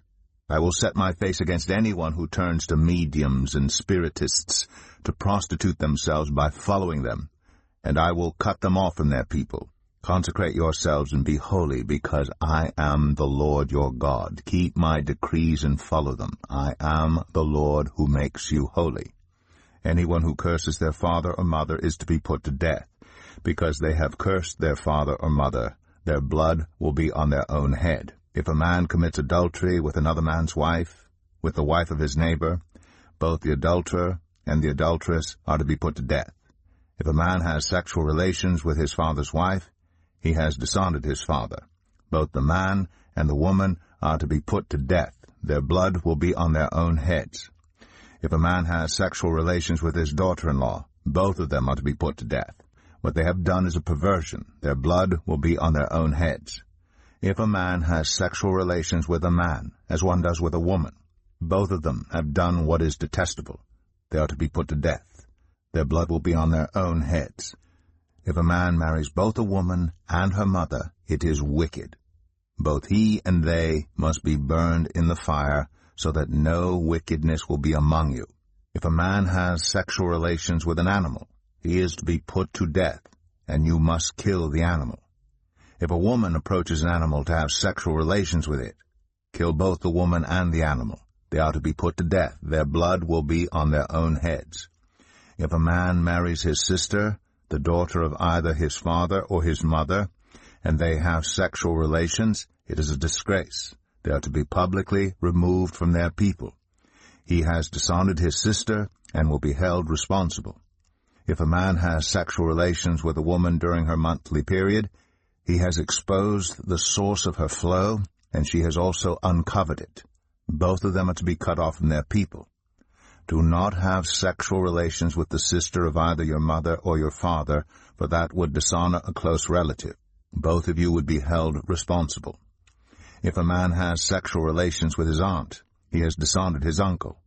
They will be held responsible. They will die childless.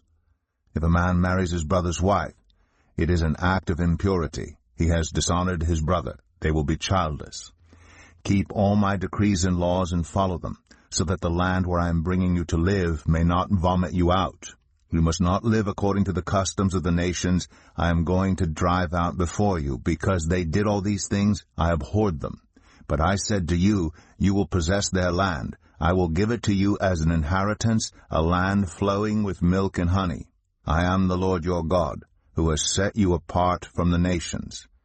You must therefore make a distinction between clean and unclean animals, and between unclean and clean birds. Do not defile yourselves by any animal or bird or anything that moves along the ground. Those that I have set apart as unclean for you. You are to be holy to me, because I, the Lord, am holy, and I have set you apart from the nations to be my own. A man or woman who is a medium or a spiritist among you must be put to death. You are to stone them. Their blood will be on their own heads. Leviticus 21. The Lord said to Moses, Speak to the priests, the sons of Aaron, and say to them, A priest must not make himself ceremonially unclean for any of his people who die, except for a close relative, such as his mother or father, his son or daughter, his brother, or an unmarried sister who is dependent on him since she has no husband. For her he may make himself unclean. He must not make himself unclean for people related to him by marriage, and so defile himself. Priests must not shave their heads, or shave off the edges of their beards, or cut their bodies. They must be holy to their God, and must not profane the name of their God. Because they present the food offerings to the Lord, the food of their God, they are to be holy. They must not marry women defiled by prostitution or divorced from their husbands, because priests are holy to their God. Regard them as holy, because they offer up the food of your God. Consider them holy, because I, the Lord, am holy, I who make you holy.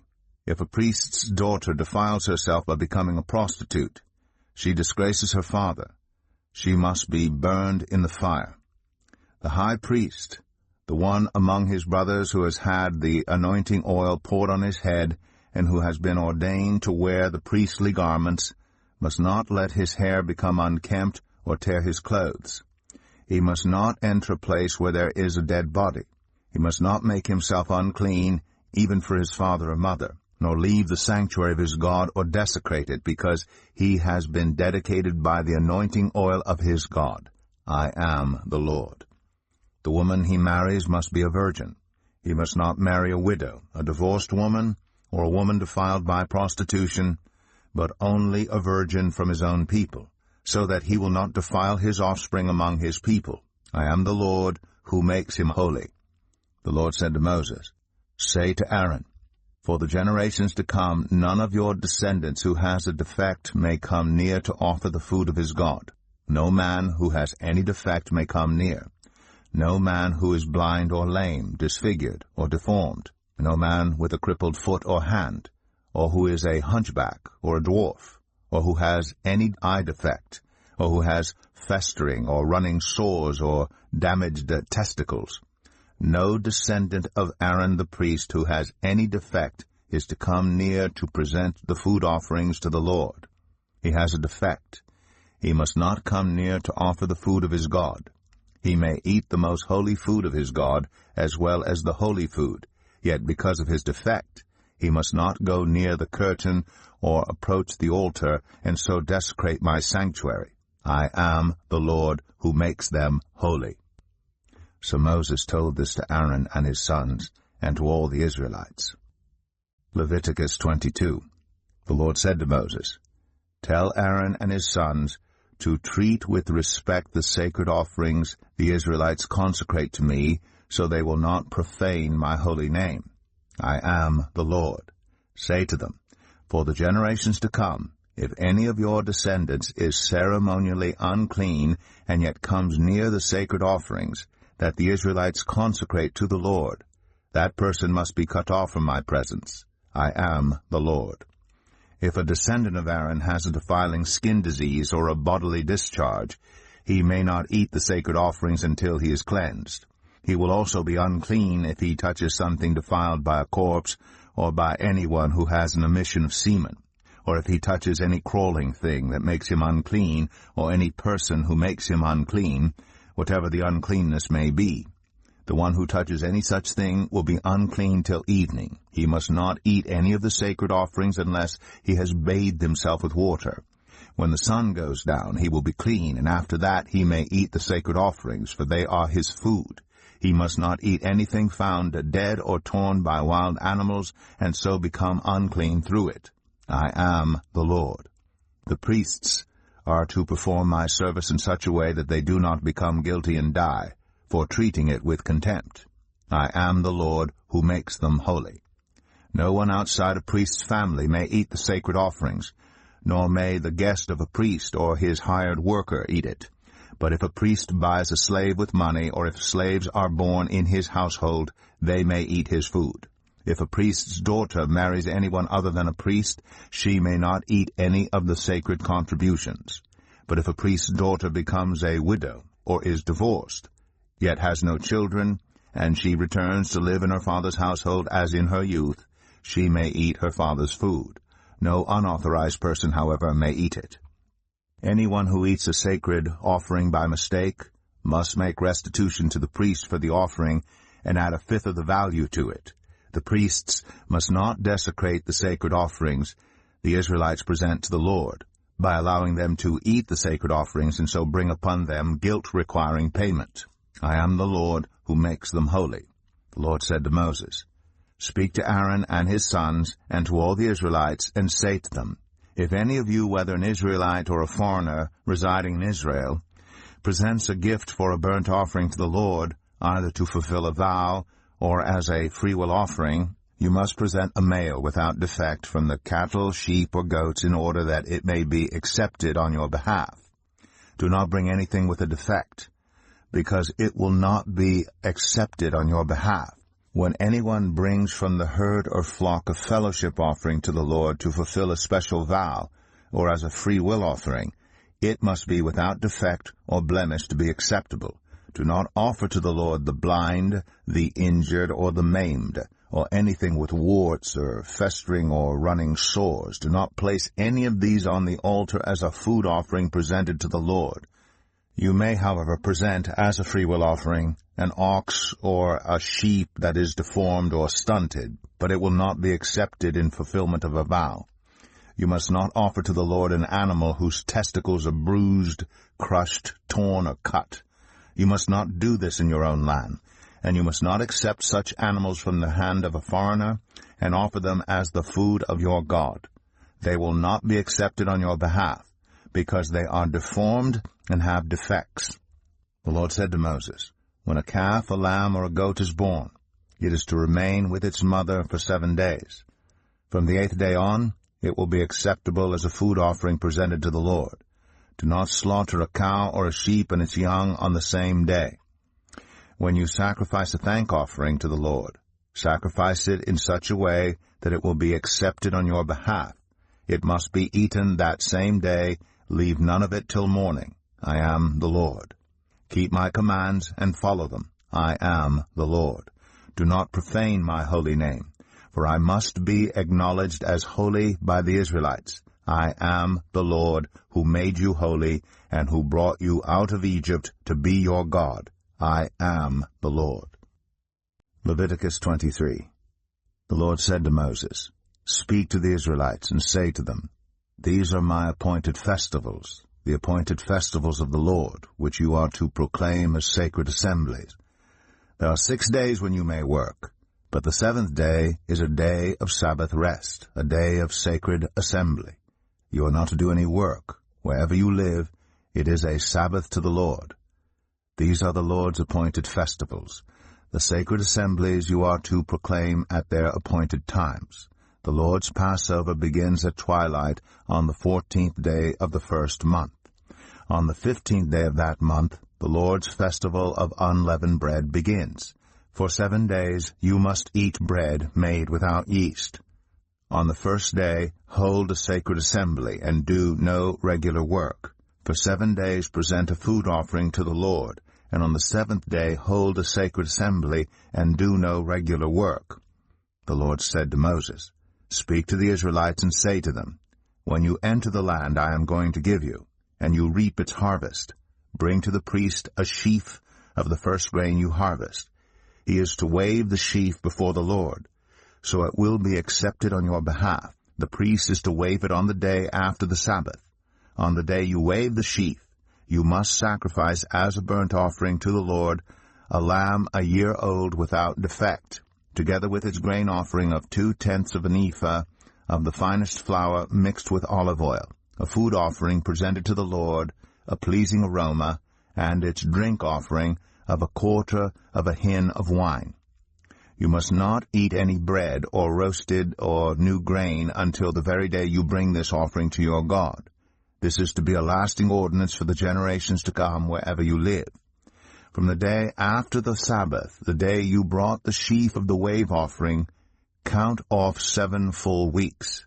Count off 50 days up to the day after the 7th Sabbath, and then present an offering of new grain to the Lord. From wherever you live, bring 2 loaves made of 2/10 of an ephah of the finest flour, baked with yeast, as a wave offering of first fruits to the Lord. Present with this bread 7 male lambs, each a year old and without defect, 1 young bull and 2 rams. They will be a burnt offering to the Lord, together with their grain offerings and drink offerings, a food offering, an aroma pleasing to the Lord. Then sacrifice 1 male goat for a sin offering, and 2 lambs, each a year old, for a fellowship offering. The priest is to wave the 2 lambs before the Lord as a wave offering, together with the bread of the first fruits. They are a sacred offering to the Lord for the priest. On that same day, you are to proclaim a sacred assembly and do no regular work. This is to be a lasting ordinance for the generations to come wherever you live. When you reap the harvest of your land, do not reap to the very edges of your field or gather the gleanings of your harvest. Leave them for the poor and for the foreigner residing among you. I am the Lord your God. The Lord said to Moses, Say to the Israelites, On the first day of the 7th month you are to have a day of Sabbath rest, a sacred assembly commemorated with trumpet blasts. Do no regular work, but present a food offering to the Lord. The Lord said to Moses, The 10th day of this 7th month is the day of atonement. Hold a sacred assembly and deny yourselves, and present a food offering to the Lord.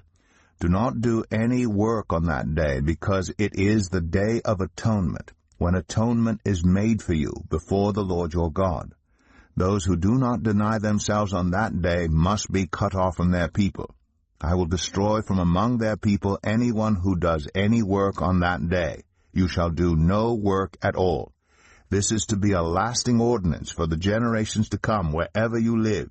It is a day of Sabbath rest for you, and you must deny yourselves.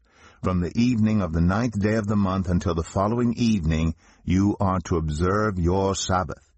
The Lord said to Moses, Say to the Israelites, On the 15th day of the 7th month, the Lord's festival of tabernacles begins, and it lasts for 7 days.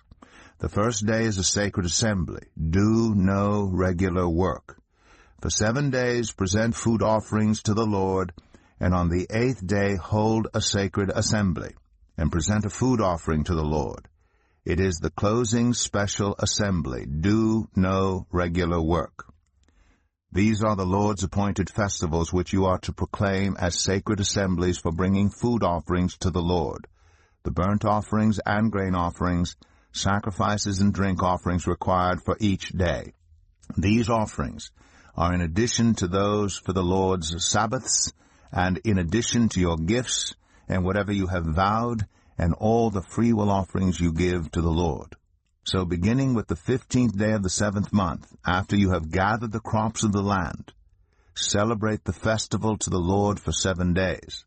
The first day is a day of Sabbath rest, and the 8th day also is a day of Sabbath rest. On the first day you are to take branches from luxuriant trees, from palms, willows, and other leafy trees, and rejoice before the Lord your God for 7 days. Celebrate this as a festival to the Lord for 7 days each year. This is to be a lasting ordinance for the generations to come. Celebrate it in the 7th month. Live in temporary shelters for 7 days. All native-born Israelites are to live in such shelters, so your descendants will know that I had the Israelites live in temporary shelters when I brought them out of Egypt. I am the Lord your God. So Moses announced to the Israelites the appointed festivals of the Lord. Leviticus 24. The Lord said to Moses, Command the Israelites to bring you clear oil of pressed olives for the lights, so that the lamps may be kept burning continually. Outside the curtain that shields the Ark of the Covenant law in the tent of meeting, Aaron is to tend the lamps before the Lord from evening till morning continually. This is to be a lasting ordinance for the generations to come. The lamps on the pure gold lampstand before the Lord must be tended continually. Take the finest flour and bake 12 loaves of bread, using 2/10 of an ephah for each loaf. Arrange them in 2 stacks, 6 in each stack, on the table of pure gold before the Lord. By each stack put some pure incense as a memorial portion to represent the bread and to be a food offering presented to the Lord. This bread is to be set out before the Lord regularly, Sabbath after Sabbath, on behalf of the Israelites as a lasting covenant. It belongs to Aaron and his sons, who are to eat it in the sanctuary area, because it is a most holy part of their perpetual share of the food offerings presented to the Lord. Now the son of an Israelite mother and an Egyptian father went out among the Israelites, and a fight broke out in the camp between him and an Israelite. The son of the Israelite woman blasphemed the name with a curse, so they brought him to Moses. His mother's name was Shelemith, the daughter of Debrai the Danite. They put him in custody until the will of the Lord should be made clear to them. Then the Lord said to Moses, "Take the blasphemer outside the camp. All those who heard him are to lay their hands on his head, and the entire assembly is to stone him. Say to the Israelites, anyone who curses their God will be held responsible. Anyone who blasphemes the name of the Lord is to be put to death. The entire assembly must stone them. Whether foreigner or native born, when they blaspheme the name, they are to be put to death. Anyone who takes the life of a human being is to be put to death. Anyone who takes the life of someone's animal must make restitution, life for life. Anyone who injures their neighbor is to be injured in the same manner, fracture for fracture, eye for eye, tooth for tooth. The one who has inflicted the injury must suffer the same injury. Whoever kills an animal must make restitution, but whoever kills a human being is to be put to death. You are to have the same law for the foreigner and the native born. I am the Lord your God." Then Moses spoke to the Israelites, and they took the blasphemer outside the camp and stoned him. The Israelites did as the Lord commanded Moses. Leviticus 25. The Lord said to Moses at Mount Sinai, "Speak to the Israelites, and say to them, when you enter the land I am going to give you, the land itself must observe a Sabbath to the Lord. For 6 years sow your fields, and for 6 years prune your vineyards and gather their crops. But in the 7th year the land is to have a year of Sabbath rest, a Sabbath to the Lord. Do not sow your fields or prune your vineyards. Do not reap what grows of itself or harvest the grapes of your untended vines. The land is to have a year of rest. Whatever the land yields during the Sabbath year will be food for you, for yourself, your male and female servants, and the hired worker and temporary resident who live among you, as well as for your livestock and the wild animals in your land. Whatever the land produces may be eaten. Count off 7 Sabbath years, 7 times 7 years, so that the 7 Sabbath years amount to a period of 49 years. Then have the trumpets sounded everywhere on the 10th day of the 7th month. On the day of atonement, sound the trumpet throughout your land. Consecrate the 50th year, and proclaim liberty throughout the land to all its inhabitants. It shall be a jubilee for you. Each of you is to return to your family property and to your own clan. The 50th year shall be a jubilee for you. Do not sow, and do not reap what grows of itself, or harvest the untended vines. For it is a jubilee, and is to be holy for you. Eat only what is taken directly from the fields. In this year of jubilee, every one is to return to their own property. If you sell land to any of your own people, or buy land from them, do not take advantage of each other. You are to buy from your own people on the basis of the number of years since the jubilee, and they are to sell to you on the basis of the number of years left for harvesting crops. When the years are many, you are to increase the price, and when the years are few, you are to decrease the price, because what is really being sold to you is the number of crops. Do not take advantage of each other, but fear your God. I am the Lord your God. Follow my decrees, and be careful to obey my laws, and you will live safely in the land. Then the land will yield its fruit, and you will eat your fill and live there in safety. You may ask, what will we eat in the 7th year if we do not plant or harvest our crops? I will send you such a blessing in the 6th year that the land will yield enough for 3 years. While you plant during the 8th year, you will eat from the old crop and will continue to eat from it until the harvest of the 9th year comes in. The land must not be sold permanently, because the land is mine, and you reside in my land as foreigners and strangers. Throughout the land that you hold as a possession, you must provide for the redemption of the land. If one of your fellow Israelites becomes poor and sells some of their property, Their nearest relative is to come and redeem what they have sold. If, however, there is no one to redeem it for them, but later on they prosper and acquire sufficient means to redeem it themselves, they are to determine the value for the years since they sold it and refund the balance to the one to whom they sold it. They can then go back to their own property. But if they do not acquire the means to repay, what was sold will remain in the possession of the buyer until the year of Jubilee. It will be returned in the Jubilee, and they can then go back to their property. Anyone who sells a house in a walled city retains the right of redemption a full year after its sale. During that time, the seller may redeem it. If it is not redeemed before a full year has passed, the house in the walled city shall belong permanently to the buyer and the buyer's descendants. It is not to be returned in the Jubilee. But houses in villages without walls around them are to be considered as belonging to the open country. They can be redeemed, and they are to be returned in the Jubilee. The Levites always have the right to redeem their houses in the Levitical towns which they possess.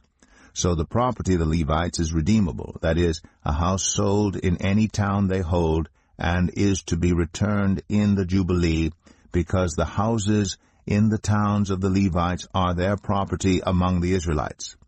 But the pasture land belonging to their towns must not be sold. It is their permanent possession. If any of our fellow Israelites become poor, and are unable to support themselves among you, help them as you would a foreigner and stranger, so they can continue to live among you. Do not take interest or any profit from them, but fear your God, so that they may continue to live among you. You must not lend them money at interest or sell them food at a profit. I am the Lord your God, who brought you out of Egypt to give you the land of Canaan and to be your God. If any of your fellow Israelites become poor and sell themselves to you, do not make them work as slaves. They are to be treated as hired workers or temporary residents among you. They are to work for you until the year of Jubilee. Then they and their children are to be released, and they will go back to their own clans and to the property of their ancestors, because the Israelites are my servants, whom I brought out of Egypt. They must not be sold as slaves. Do not rule over them ruthlessly, but fear your God. Your male and female slaves are to come from the nations around you. From them you may buy slaves. You may also buy some of the temporary residents living among you and members of their clans born in your country, and they will become your property. You can bequeath them to your children as inherited property and can make them slaves for life, but you must not rule over your fellow Israelites ruthlessly. If a foreigner residing among you becomes rich and any of your fellow Israelites become poor and sell themselves to the foreigner or to a member of the foreigner's clan, they retain the right of redemption after they have sold themselves. One of their relatives may redeem them. An uncle or a cousin or any blood relative in their clan may redeem them. Or if they prosper, they may redeem themselves. They and their buyer are to count the time from the year they sold themselves up to the year of Jubilee. The price for their release is to be based on the rate paid to a hired worker for that number of years. If many years remain, they must pay for their redemption a larger share of the price paid for them. If only a few years remain until the year of Jubilee, they are to compute that and pay for their redemption accordingly. They are to be treated as hired workers from year to year. You must see to it that those to whom they owe service do not rule over them ruthlessly. Even if someone is not redeemed in any of these ways, they and their children are to be released in the year of Jubilee. For the Israelites belong to me as servants. They are my servants, whom I brought out of Egypt. I am the Lord your God. Leviticus 26. Do not make idols or set up an image or a sacred stone for yourselves, and do not place a carved stone in your land to bow down before it. I am the Lord your God. Observe my Sabbaths and have reverence for my sanctuary. I am the Lord. If you follow my decrees and are careful to obey my commands, I will send you rain in its season, and the ground will yield its crops, and the trees their fruit. Your threshing will continue until grape harvest, and the grape harvest will continue until planting. and you will eat all the food you want, and live in safety in your land. I will grant peace in the land, and you will lie down, and no one will make you afraid. I will remove wild beasts from the land, and the sword will not pass through your country. You will pursue your enemies, and they will fall by the sword before you. 5 of you will chase 100, and 100 of you will chase 10,000, and your enemies will fall by the sword before you. I will look on you with favor, and make you fruitful and increase your numbers, and I will keep my covenant with you. You will still be eating last year's harvest when you will have to move it out to make room for the new. I will put my dwelling place among you, and I will not abhor you. I will walk among you and be your God, and you will be my people. I am the Lord your God, who brought you out of Egypt, so that you would no longer be slaves to the Egyptians. I broke the bars of your yoke, and enabled you to walk with heads held high. But if you will not listen to me, and carry out all these commands, and if you reject my decrees and abhor my laws, and fail to carry out all my commands, and so violate my covenant, then I will do this to you. I will bring on you sudden terror, wasting diseases, and fever that will destroy your sight and sap your strength. You will plant seed in vain, because your enemies will eat it. I will set my face against you, so that you will be defeated by your enemies. Those who hate you will rule over you, and you will flee even when no one is pursuing you. If after all this you will not listen to me, I will punish you for your sins 7 times over. I will break down your stubborn pride, and make the sky above you like iron, and the ground beneath you like bronze. Your strength will be spent in vain, because your soil will not yield its crops, nor will the trees of your land yield their fruit. If you remain hostile toward me, and refuse to listen to me, I will multiply your afflictions 7 times over, as your sins deserve. I will send wild animals against you, and they will rob you of your children, destroy your cattle, and make you so few in number that your roads will be deserted. If in spite of these things you do not accept my correction, but continue to be hostile toward me, I myself will be hostile toward you, and will afflict you for your sins 7 times over. And I will bring the sword on you to avenge the breaking of the covenant. When you withdraw into your cities, I will send a plague among you, and you will be given into enemy hands. When I cut off your supply of bread, 10 women will be able to bake your bread in 1 oven, and they will dole out the bread by weight. You will eat, but you will not be satisfied. If in spite of this you still do not listen to me, but continue to be hostile toward me, then in my anger I will be hostile toward you, and I myself will punish you for your sins 7 times over. You will eat the flesh of your sons and the flesh of your daughters. I will destroy your high places, cut down your incense altars, and pile your dead bodies on the lifeless forms of your idols, and I will abhor you. I will turn your cities into ruins and lay waste your sanctuaries, and I will take no delight in the pleasing aroma of your offerings. I myself will lay waste the land, so that your enemies who live there will be appalled. I will scatter you among the nations, and will draw out my sword and pursue you. Your land will be laid waste, and your cities will lie in ruins. Then the land will enjoy its Sabbath years all the time that it lies desolate, and you are in the country of your enemies. Then the land will rest and enjoy its Sabbaths. All the time that it lies desolate, the land will have the rest it did not have during the Sabbaths you lived in it.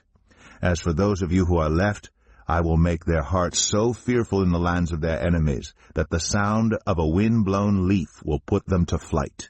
They will run as though fleeing from the sword, and they will fall even though no one is pursuing them.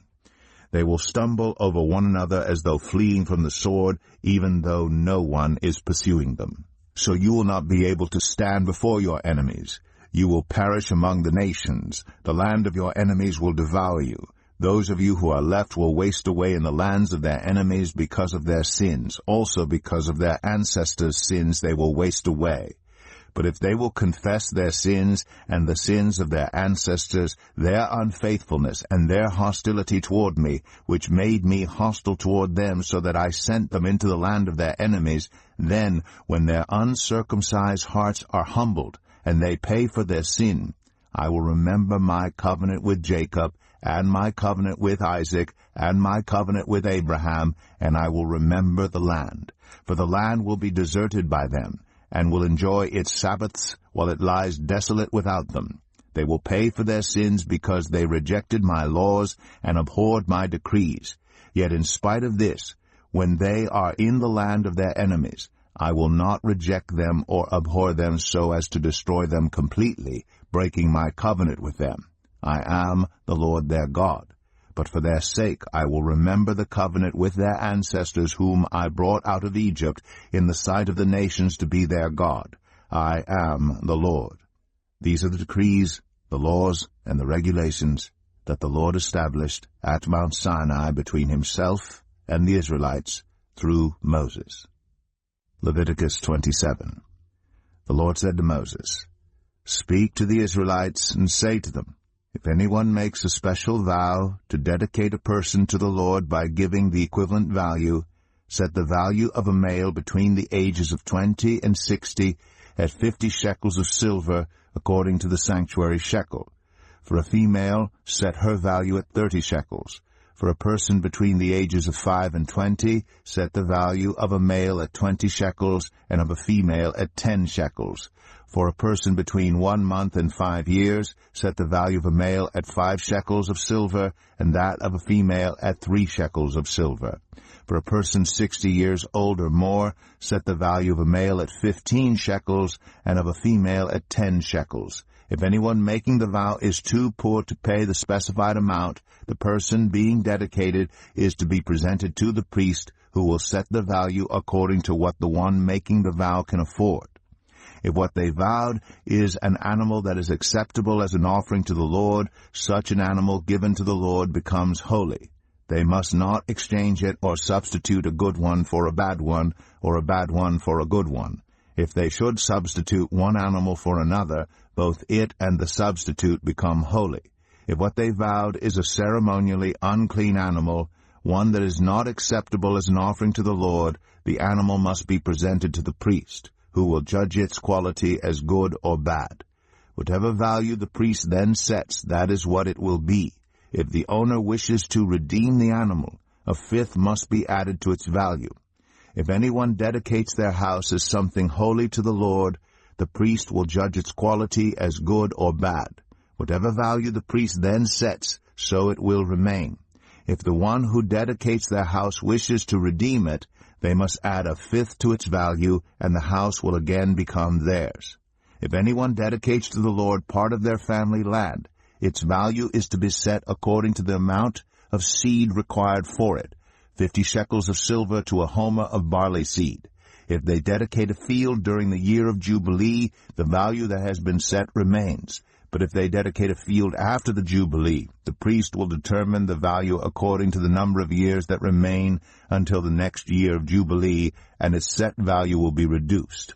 If the one who dedicates the field wishes to redeem it, they must add a fifth to its value, and the field will again become theirs. If, however, they do not redeem the field, or if they have sold it to someone else, it can never be redeemed. When the field is released in the Jubilee, it will become holy, like a field devoted to the Lord. It will become priestly property.